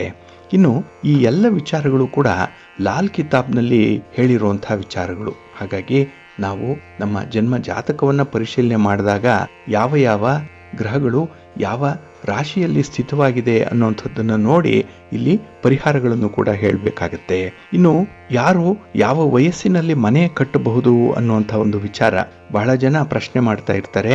ಇನ್ನೂ ಮನೆ ಕಟ್ಟಲಿಕ್ಕೆ ಆಗಿಲ್ಲ, ಸ್ವಂತದ ಮನೆ ಅನ್ನುವಂಥದ್ದು ಇಲ್ಲ, ಈ ಮನೆಯಲ್ಲಿ ವಾಸ ಮಾಡಲಿಕ್ಕೆ ಸಾಧ್ಯ ಆಗ್ತಿಲ್ಲ, ಏನೋ ಒಂದು ರೀತಿಯಲ್ಲಿ ವಿಚಿತ್ರವಾದ ಅನುಭವಗಳಾಗುತ್ತೆ, ಹಾಗೆ ಯಾವುದೇ ರೀತಿಯಲ್ಲಿ ಏಳಿಗೆ ಆಗ್ತಾ ಇಲ್ಲ ಅನ್ನುವಂಥ ವಿಚಾರ. ಅದಕ್ಕೆ ತಾವು ವಾಸ ಮಾಡುವಂಥ ಮನೆಯ ವಾಸ್ತು ಬಹಳ ಮುಖ್ಯವಾಗಿರುವಂಥದ್ದು. ಇಲ್ಲಿ ಮನೆ ಅಂದ್ರೇ ಮನಸ್ಸಿಗೆ ನೆಮ್ಮದಿ. ಅದಕ್ಕೆ ನಾವು ಜೀವನದಲ್ಲಿ ಪ್ರತಿ ದಿನದಲ್ಲೂ ಕೂಡ ಲೆಕ್ಕಾಚಾರ ಮಾಡಿದ್ರೆ ಹೆಚ್ಚು ಸಮಯ ಕಳೆಯುವಂಥದ್ದು ಮನೆಯಲ್ಲೇ. ನಮ್ಮ ವಿಶ್ರಾಂತಿಗಾಗಲಿ ಅಥವಾ ನಮ್ಮ ಒಂದು ಕೆಲಸ ಕಾರ್ಯಗಳನ್ನು ಸಂಕಲ್ಪ ಮಾಡಿಕೊಳ್ಳಿಕ್ಕಾಗಲಿ, ಕುಟುಂಬಸ್ಥರ ಜೊತೆ ಚರ್ಚೆ ಮಾಡುವಂಥದ್ದಕ್ಕಾಗಲಿ ಮನೆಯನ್ನೇ ಬಳಸುವಂಥದ್ದು, ಅದೇ ನಮಗೆ ಆಶ್ರಯ ಕೊಡುವಂಥದ್ದು. ಹಾಗಾಗಿ ಈ ಮನೆ ಬಹಳ ಮುಖ್ಯವಾಗಿ ಇರುವಂಥದ್ದು. ಹಾಗಾಗಿ ಈ ವಾಸ್ತುವಿನ ಬಗ್ಗೆ ಕೂಡ ನಾವು ನೋಡಿಕೊಂಡು ಅದರ ಸ್ಥಿತಿಗತಿಗಳಿಗೆ ಅನುಗುಣವಾಗಿ ಪರಿಹಾರಗಳನ್ನು ಮಾಡಿಕೊಂಡ್ರೆ ಮನೆಯಲ್ಲಿ ಶಾಂತಿ ನೆಮ್ಮದಿ ಇರುತ್ತೆ. ಮನೆಯಲ್ಲಿ ವಾಸ ಮಾಡುವಂಥವರ ಆರೋಗ್ಯ ಕೂಡ ಉತ್ತಮವಾಗಿರುತ್ತೆ. ಹಾಗೆ ಅವರು ಮಾಡುವಂಥ ಯಾವುದೇ ಉದ್ಯೋಗ ಆಗಲಿ ವ್ಯಾಪಾರ ಆಗಲಿ ಉತ್ತರೋತ್ತರವಾಗಿ ಅಭಿವೃದ್ಧಿಯನ್ನು ಕಾಣಲಿಕ್ಕೆ ಸಾಧ್ಯವಾಗುತ್ತೆ. ಹಾಗಾಗಿ ಎಲ್ಲರಿಗೂ ಕೂಡ ಈ ಮನೆ ಕಟ್ಟುವಂಥ ಯೋಗ ಇರಲ್ಲ. ಕಟ್ಟಿದ್ರೂ ಕೂಡ ಬಹಳ ಬೇಗ ಮನೆಯನ್ನು ಮಾರಾಟ ಮಾಡಿಕೊಂಡು ಬೇರೆ ಕಡೆಗೆ ಹೋಗಿ ವಾಸ ಮಾಡುವಂತಹ ಸಂದರ್ಭಗಳು ಕೂಡ ಬಂದ್ಬಿಡತ್ತೆ. ಹಾಗಾಗಿ ಈ ಮನೆಯ ಯೋಗ ಅನ್ನುವಂಥದ್ದು ಇದೆಯಲ್ಲ, ಅದು ಅತ್ಯಂತ ವಿಶಿಷ್ಟವಾದಂಥ ಒಂದು ಯೋಗ. ಅದಕ್ಕಾಗಿಯೇ ಈ ಒಳ್ಳೆಯ ಯೋಗ ಇದ್ದರೆ ಮಾತ್ರ ಇಲ್ಲಿ ಪಶು, ಪತ್ನಿ, ಸುತ, ಆಲಯ ಅನ್ನುವಂಥದ್ದು ನಮಗೆ ದಕ್ಕತ್ತೆ ಅನ್ನುವಂಥ ವಿಚಾರವನ್ನು ಇಲ್ಲಿ ಜ್ಞಾಪಿಸ್ಕೊಳ್ಬೋದು. ಇಲ್ಲಿ ಉದಾಹರಣೆಗೆ ಹೇಳೋದಾದರೆ, ಲಗ್ನದಲ್ಲಿ ಶನಿ ಇದ್ದರೆ ವ್ಯಕ್ತಿ ತನ್ನ ಹೆಸರಿನಿಂದಲೇ ಮನೆಯ ಕಟ್ಟಡ ಶುರು ಮಾಡಿದರೆ ಮನೆಯ ಕಟ್ಟಡ ಹೇಗೆ ಬೆಳೆಯುತ್ತೋ ಅವನ ಕಷ್ಟಗಳು ಕೂಡ ಹಾಗೆ ಬೆಳೆಯುತ್ತಾ ಹೋಗುತ್ತೆ. ಹಾಗಾಗಿ ಲಗ್ನದಲ್ಲಿ ಶನಿ ಇದ್ದಂಥವರು ತಮ್ಮ ಹೆಸರಿನಲ್ಲಿ ಮನೆಯನ್ನು ಕಟ್ಟಬಾರದು. ಇನ್ನು 7 ಮತ್ತು 10ನೇ ಭಾವಗಳು ಖಾಲಿ ಇದ್ದರೆ ಉತ್ತಮ. ಏಕೆಂದರೆ ಮನೆಯ ನಿರ್ಮಾಣ ಕಾರ್ಯ ಸ್ವಲ್ಪ ನಿಧಾನ ಆದರೂ ಕೂಡ ಮುಂದುವರಿತಾ ಇರುತ್ತೆ. ಆದರೆ ಶನಿ 3ನೇಯದೇ ಮನೆಯಲ್ಲಿ ಏನಾದರೂ ಇದ್ದರೆ ಅಂಥ ವ್ಯಕ್ತಿ ಮನೆಯನ್ನು ಹೇಗೆ ಬೇಕಾದರೆ ಯಾವಾಗ ಬೇಕಾದರೂ ಕೂಡ ಕಟ್ಟಬಹುದು. ಅಲ್ಲಿ ಅವರಿಗೆ ಅಡಚಣೆಗಳು ಇರಲ್ಲ. ಆದರೆ ಶನಿ ಆ 3ನೇ ಮನೆಯಲ್ಲಿ ಶುಭಪ್ರದನಾಗಿಯೇ ಇರ್ತಾನೆ. ಇಂಥ ವ್ಯಕ್ತಿ ದಿನಂಪ್ರತಿ 3 ವಿಶೇಷ ಕೆಲಸಗಳನ್ನು ಮಾಡಬೇಕು. ಒಂದು, ಕಪ್ಪು ಇರುವೆಗೆ, ಕಪ್ಪು ಕಾಗೆಗೆ, ಕಪ್ಪು ನಾಯಿಗೆ ಆಹಾರವನ್ನು ಕೊಡೋದ್ರಿಂದ ಮನೆಯಲ್ಲಿ ಧನ ಸಮೃದ್ಧಿ ಉಂಟಾಗುವಂಥದ್ದು, ಮನೆಯ ನಿರ್ಮಾಣ ಪೂರ್ಣ ಆಗುತ್ತೆ. ಹಾಗಾಗಿ ಆ ಮನೆಯಲ್ಲಿ ವಾಸ ಮಾಡುವಂಥವ್ರಿಗೂ ಕೂಡ ಸ್ವಲ್ಪ ನೆಮ್ಮದಿ ಪ್ರಾಪ್ತಿಯಾಗತ್ತೆ. ಇನ್ನು ಶನಿ ಏನಾದರೂ 6ರಲ್ಲಿದ್ದರೆ ಆ ವ್ಯಕ್ತಿ 36ರಿಂದ 39ನೇ ವರ್ಷದಲ್ಲಿ ಮನೆ ಕಟ್ಟುವಂಥದ್ದು ಉತ್ತಮ. ಹಣ ಇದೆ ಅಂತ ಹೇಳಿ ಬಹಳ ಚಿಕ್ಕ ವಯಸ್ಸಿನಲ್ಲೇ ಮನೆ ಕಟ್ಟುವಂಥದ್ದಾಗಲಿ ಅಥವಾ ಮನೆ ಕಟ್ಟುವಂಥ ವಿಚಾರವನ್ನು ತುಂಬ ತಡವಾಗಿ 60ರ ನಂತರದಲ್ಲಿ ಪ್ರಾರಂಭ ಮಾಡುವಂಥದ್ದನ್ನಾಗಲಿ ಮಾಡಬಾರ್ದು. ಇನ್ನು ಭಾವ 9ರವರೆಗೆ ಮನೆಯ ಒಳಗೆ ಹೋದಂತೆಲ್ಲ ಬಲಭಾಗವನ್ನು ಮತ್ತು 10ರಿಂದ 12ನೇವರೆಗೆ ಮನೆಯ ಮುಂಭಾಗದಲ್ಲಿರುವಂಥ ಸ್ಥಿತಿಯನ್ನು ಇದು ತಿಳಿಸುವಂಥದ್ದಾಗತ್ತೆ. ಹಾಗಾಗಿ ಇಲ್ಲಿ 3ನೇ ಭಾವ ಮನೆಯ ಸ್ಥಿತಿಗತಿಗಳನ್ನು ಮತ್ತು ಈ 7ನೇ ಮನೆ ಏನಿದೆ ಆ ಭಾವ ಅದು ಮನೆಯ ಸುಖ ದುಃಖವನ್ನು ತಿಳಿಸತ್ತೆ. ಹಾಗಾಗಿ ಮನೆ ಕಟ್ಟುವಂಥವರು ತಮ್ಮ ಈ ಕುಂಡಲಿಯಲ್ಲಿ ಈ ಶನಿಯ ಸ್ಥಾನ ಎಲ್ಲಿದೆ ಅನ್ನುವಂಥದ್ದನ್ನು ನೋಡಿಕೊಂಡು ಮುಂದುವರಿಬೇಕಾಗತ್ತೆ. ಇನ್ನು ಮನೆ ಕಟ್ಟುವಂಥ ಒಂದು ಸ್ಥಳದ ಆಯ್ಕೆ ಇದೆಯಲ್ಲ, ಇದು ಕೂಡ ಬಹಳ ಮುಖ್ಯ. ಏಕೆಂದರೆ ಆ ಸ್ಥಳ ನಮಗೆ ಅನುಕೂಲಕರವಾಗಿದೆಯಾ, ಶುಭಪ್ರದವಾಗಿದೆಯೋ ಇಲ್ವೋ ಅನ್ನುವಂಥದ್ದನ್ನು ಮೊದಲು ನೋಡಬೇಕು. ಅಲ್ಲಿ ಏನಾದರೂ ಸರ್ಪಗಳು ವಾಸಿಸುವಂಥ ಜಾಗ ಆಗಿದ್ದರೆ, ಹುತ್ತಗಳೇನಾದರೂ ಬೆಳೆದಿದ್ದರೆ ಅಲ್ಲಿ ಮನೆಯನ್ನು ಕಟ್ಟಿ ಅಲ್ಲಿ ವಾಸ ಮಾಡೋದ್ರಿಂದ ಅವರಿಗೆ ಸರ್ಪದೋಷ ಕಾಡುತ್ತೆ. ಹಾಗಾಗಿ ಗಂಡು ಸಂತಾನ ಆಗಲ್ಲ, ಚರ್ಮ ರೋಗಗಳು ಬರುವಂಥದ್ದು, ತಲೆಯಲ್ಲಿ ಹೊಟ್ಟಾಗಲಿ ತಲೆಯ ಕೂದಲು ಉದುರುವಂಥದ್ದಾಗಲಿ ಬಹಳ ಬೇಗ ಆಗ್ತಾ ಇರುತ್ತೆ ಆ ಮನೆಯಲ್ಲಿ ಇರುವಂಥವ್ರಿಗೆ. ಒಟ್ಟಾರೆ ಅವರಿಗೆ ನೆಮ್ಮದಿ ಇರಲ್ಲ, ಸದಾ ಜಗಳ, ಭಿನ್ನಾಭಿಪ್ರಾಯಗಳು ಆ ಮನೆಯಲ್ಲಿ ಇದ್ದೇ ಇರುತ್ತೆ. ಹಾಗಾಗಿ ಅಂಥ ವಿಚಾರಗಳನ್ನು ಕೂಡ ಸ್ವಲ್ಪ ಸೂಕ್ಷ್ಮವಾಗಿ ನೋಡಬೇಕು ಸ್ಥಳದ ಆಯ್ಕೆಯ ಬಗ್ಗೆ. ಇನ್ನು ಆ ಸ್ಥಳ ಒಳ್ಳೆಯದಾಗಿದ್ದರೆ ನಮಗೆ ಶುಭ ಪರಿಣಾಮಗಳು ತಕ್ಷಣಕ್ಕೆ ಅನುಭವಕ್ಕೆ ಬರುವಂಥದ್ದಾಗತ್ತೆ. ಅಂದರೆ ನಮ್ಮ ಪ್ರಯತ್ನ ಹೂವೆತ್ತಿದಂತೆ ಆಗುತ್ತೆ. ಅಂದರೆ ಸರಾಗವಾಗಿ ಬಹಳ ಬೇಗ ಕಾರ್ಯಸಿದ್ಧಿ ಉಂಟಾಗುತ್ತೆ.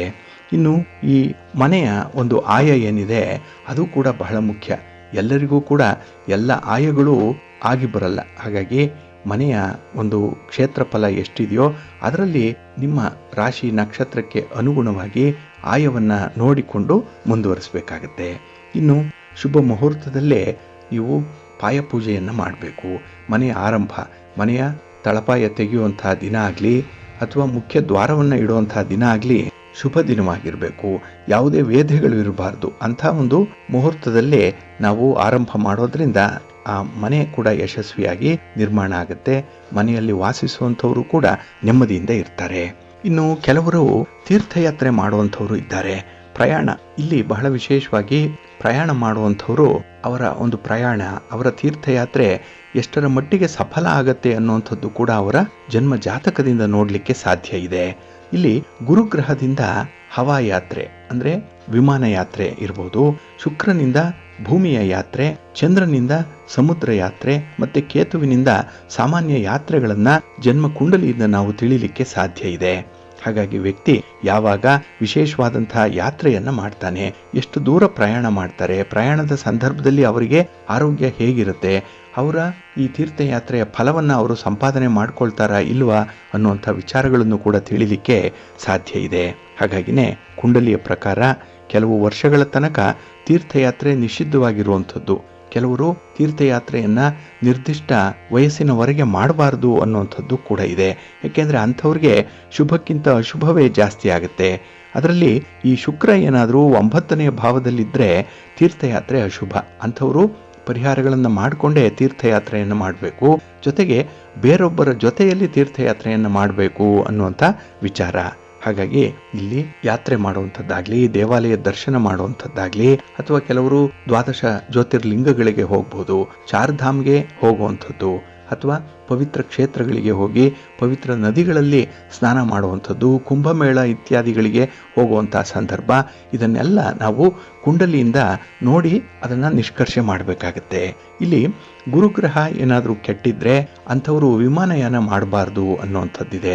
ಏಕೆಂದರೆ ವಿಮಾನದಿಂದ ಸ್ವಲ್ಪ ಅವಘಡಗಳು ಉಂಟಾಗುವಂಥ ಸಾಧ್ಯತೆ ಇರುತ್ತೆ, ಅಥವಾ ಅನಾರೋಗ್ಯ ಉಂಟಾಗಬಹುದು. ಹಾಗಾಗಿ ಈ ಕುಂಡಲಿಯಲ್ಲಿ ಇರುವಂತಹ ಗ್ರಹಗಳ ಸ್ಥಿತಿಗತಿಗಳ ಆಧಾರದ ಮೇಲೆ ಕೂಡ ನಾವು ಪ್ರಯಾಣವನ್ನ ನಿರ್ಧಾರ ಮಾಡಬೇಕಾಗತ್ತೆ.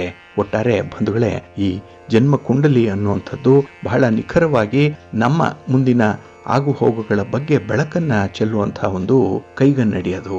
ಹಾಗಾಗಿ ನಿಖರವಾದಂತಹ ಜನ್ಮ ದಿನಾಂಕ, ಜನ್ಮ ಸಮಯ, ಜನ್ಮ ಸ್ಥಳ ಇದ್ದಂಥವರ ಈ ಜನ್ಮ ಕುಂಡಲಿ ಏನಿದೆ ಅಥವಾ ಈ ಜಾತಕ ಏನಿದೆ ಅದನ್ನು ಬರೆದು ಅದರಲ್ಲಿ ಈ ಗ್ರಹಗಳ ಸ್ಥಿತಿಗತಿಗಳನ್ನು ನೋಡಿಕೊಂಡು ನಾವು ಈ ರೀತಿಯ ನಿರ್ಧಾರಗಳನ್ನು ಕೈಗೊಳ್ಳಲಿಕ್ಕೆ ಸಾಧ್ಯವಾಗುತ್ತೆ. ಹಾಗಾಗಿ ಈ ದಿನ ನಾವು ಹೇಳಿರುವಂಥದ್ದು ಒಂದು 3-4 ಉದಾಹರಣೆಗಳಷ್ಟೇ.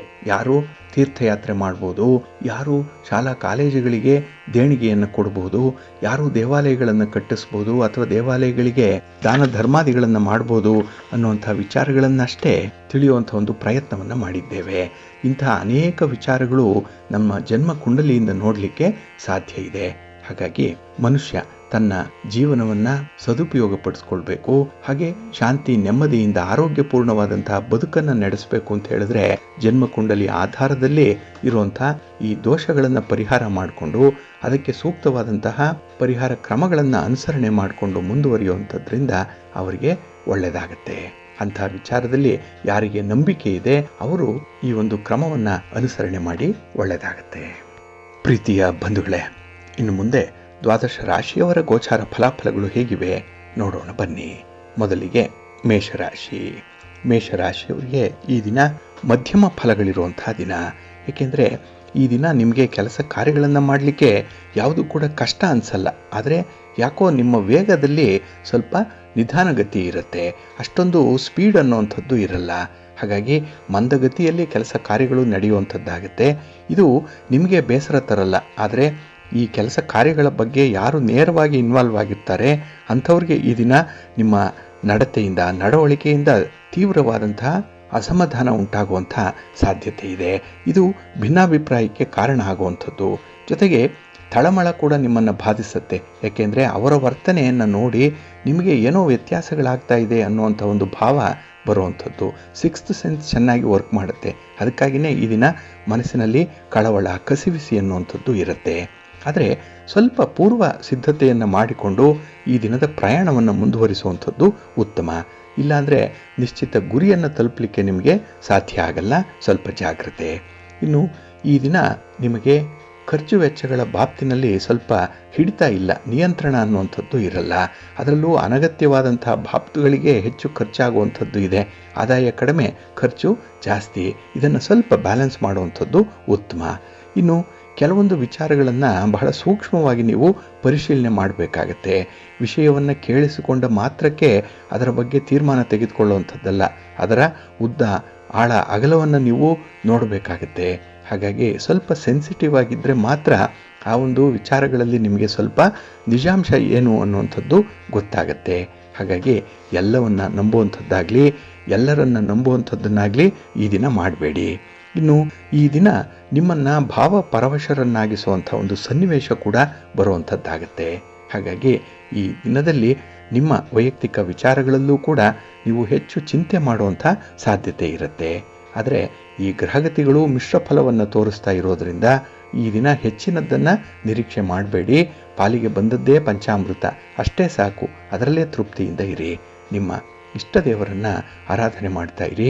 ಹಾಗೆ ಭಕ್ತಿಯಿಂದ ಈ ದಿನ ಸೂರ್ಯ ನಮಸ್ಕಾರ ಮಾಡ್ಕೊಳ್ಳಿ, ಸೂರ್ಯನಿಗೆ ಸಂಬಂಧಪಟ್ಟಂತಹ ಸ್ತೋತ್ರಗಳನ್ನು ಹೇಳ್ಕೊಳ್ಳಿ. ಆದಿತ್ಯ ಹೃದಯ ಸ್ತೋತ್ರ ಹೇಳ್ಕೊಳ್ಳಿ, ಒಳ್ಳೆಯದಾಗತ್ತೆ. ನಿಮ್ಮ ಅದೃಷ್ಟದ ಬಣ್ಣ ಕೆಂಪು, ಅದೃಷ್ಟದ ದಿಕ್ಕು ಪೂರ್ವ ದಿಕ್ಕು, ಅದೃಷ್ಟ ಸಂಖ್ಯೆ 3. ವೃಷಭ ರಾಶಿ. ವೃಷಭ ರಾಶಿಯವರಿಗೂ ಕೂಡ ಈ ದಿನ ಮಿಶ್ರ ಫಲಗಳಿರುವಂಥ ದಿನ. ಅದರಲ್ಲೂ ಚಂದ್ರ ಚತುರ್ಥದಲ್ಲಿದ್ದಾಗ ನಿಮಗೆ ಸ್ವಲ್ಪ ಮನಸ್ಥಿತಿ ಅಷ್ಟೊಂದು ಸ್ಥಿಮಿತದಲ್ಲಿ ಇರಲ್ಲ, ಮನಸ್ಸು ನಿಮ್ಮ ನಿಯಂತ್ರಣದಲ್ಲಿ ಇರಲ್ಲ. ಹಾಗಾಗಿ ಬೇಡದ ವಿಚಾರಗಳ ಕಡೆಗೆ ಈ ದಿನ ಗಮನ ಹೆಚ್ಚಾಗಿ ಹೋಗುವಂಥದ್ದು. ಹಾಗೆ ದುಂದು ವೆಚ್ಚ ಮಾಡುವಂಥ ಒಂದು ಪ್ರವೃತ್ತಿ ಕೂಡ ಇದೆ. ಏಕೆಂದರೆ ಬೇರೆಯವರನ್ನು ಹೋಲಿಸಿಕೊಂಡು ಬೇರೆಯವರು ಇರುವಂಥ ಸ್ಥಿತಿಗತಿಗಳನ್ನು ನೋಡಿ ಅವರಂತೆ ನಾನು ಯಾಕೆ ಆಗಬಾರ್ದು ಅನ್ನುವಂಥ ಒಂದು ವಿಚಾರದಲ್ಲಿ ಖರ್ಚುಗಳು ಹೆಚ್ಚಾಗುತ್ತೆ. ಹಾಗಾಗಿ ಅಂಥ ವಸ್ತುಗಳನ್ನು ತಂದು ಮನೆಯಲ್ಲಿ ಇಟ್ಟುಕೊಂಡ್ರೆ ಅವರಂತೆ ಸ್ಥಿತಿಗತಿಗಳು ಉತ್ತಮವಾಗತ್ತೆ ಅನ್ನುವಂಥದ್ದು ನಿಮ್ಮ ತಪ್ಪು ಅಭಿಪ್ರಾಯ. ಹಾಗಾಗಿ ಈ ದಿನ ಹಾಸಿಗೆ ಇದ್ದಷ್ಟು ಕಾಲು ಚಾಚಬೇಕು ಅನ್ನುವಂಥದ್ದನ್ನು ಗಮನದಲ್ಲಿಟ್ಕೊಳ್ಳಿ. ಇನ್ನು ಈ ದಿನ ಯಾವಾಗಲೂ ಕೂಡ ನೀವು ಕ್ರಮಬದ್ಧವಾಗಿ ಆಲೋಚನೆಯನ್ನು ಮಾಡಬೇಕು. ಆಲೋಚನೆಯಲ್ಲಿ ಒಂದು ಶಿಸ್ತಿರಬೇಕು, ಆಲೋಚನೆಯಲ್ಲಿ ಪ್ರಾಕ್ಟಿಕಲ್ ಆಗಿ ಇರಬೇಕಾಗತ್ತೆ.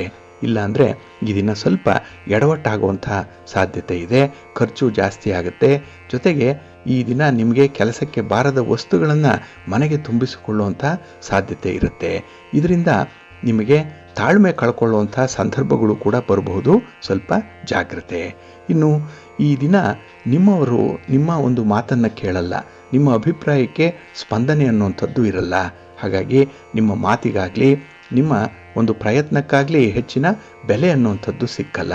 ಇದು ಕೂಡ ನಿಮಗೆ ನಿರಾಸೆಯನ್ನು ತರಿಸುವಂಥ ಸಂದರ್ಭಗಳಾಗುತ್ತೆ.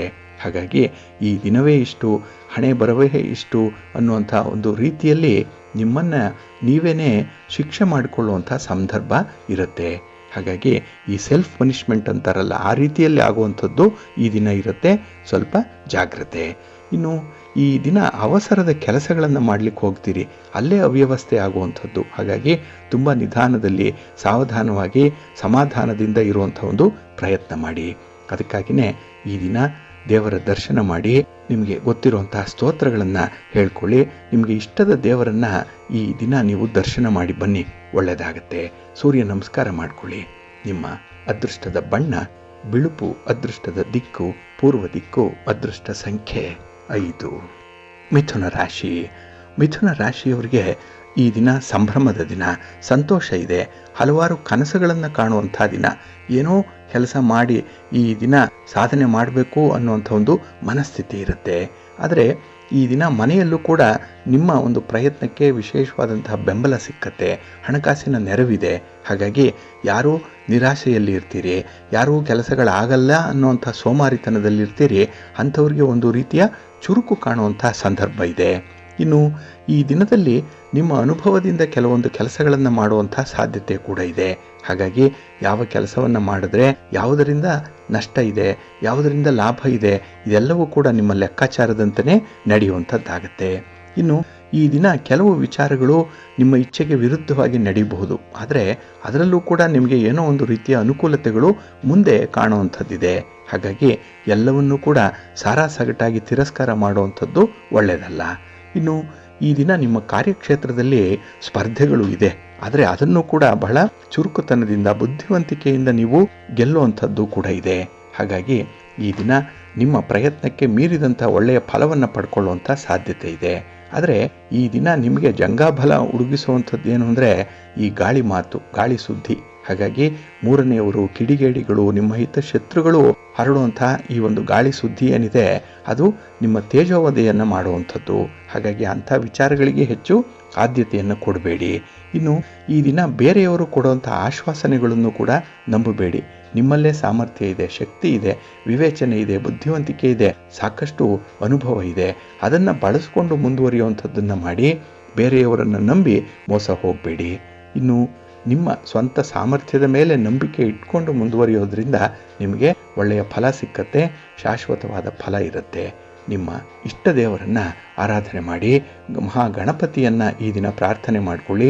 ಶಿವನ ಪರಿವಾರ ದೇವತೆಗಳನ್ನು ಈ ದಿನ ನೀವು ದರ್ಶನ ಮಾಡಿ, ಒಳ್ಳೆಯದಾಗತ್ತೆ.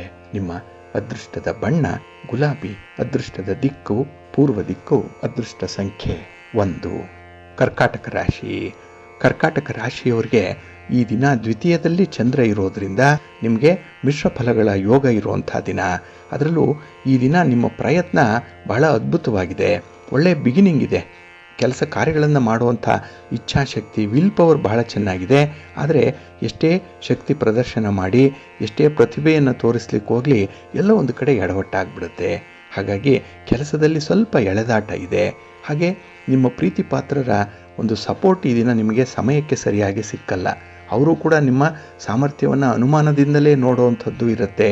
ಹಾಗಾಗಿ ಈ ದಿನ ನಿಮಗೆ ಇಚ್ಛೆ ಇದ್ದರೂ ಕೂಡ ಕೆಲಸಗಳು ಪೂರ್ಣ ಆಗಲ್ಲ. ಇನ್ನು ಸಾಮಾಜಿಕವಾಗಿ ಈ ದಿನ ಅಷ್ಟೊಂದು ನಿಮಗೆ ಕಂಫರ್ಟಬಲ್ ಆಗಿರಲ್ಲ. ಎಲ್ಲೋ ಒಂದು ಕಡೆ ಸ್ವಲ್ಪ ಇನ್ಫೀರಿಯಾರಿಟಿ ಕಾಂಪ್ಲೆಕ್ಸ್ ಬೆಳೆಯುವಂಥ ಸಾಧ್ಯತೆ ಇರುತ್ತೆ. ಹಾಗಾಗಿ ಈ ದಿನ ಸ್ವಲ್ಪ ಧೈರ್ಯದಿಂದ, ಆತ್ಮವಿಶ್ವಾಸದಿಂದ ನೀವು ಸಮಾಜದಲ್ಲಿ ಗುರುತಿಸ್ಕೊಳ್ಬೇಕಾಗತ್ತೆ. ಅಂಥ ಒಂದು ಪ್ರಯತ್ನ ನಿಮ್ಮ ಒಂದು ಸ್ವಸಾಮರ್ಥ್ಯದಿಂದ ಆಗಬೇಕು ಅನ್ನುವಂಥದ್ದು.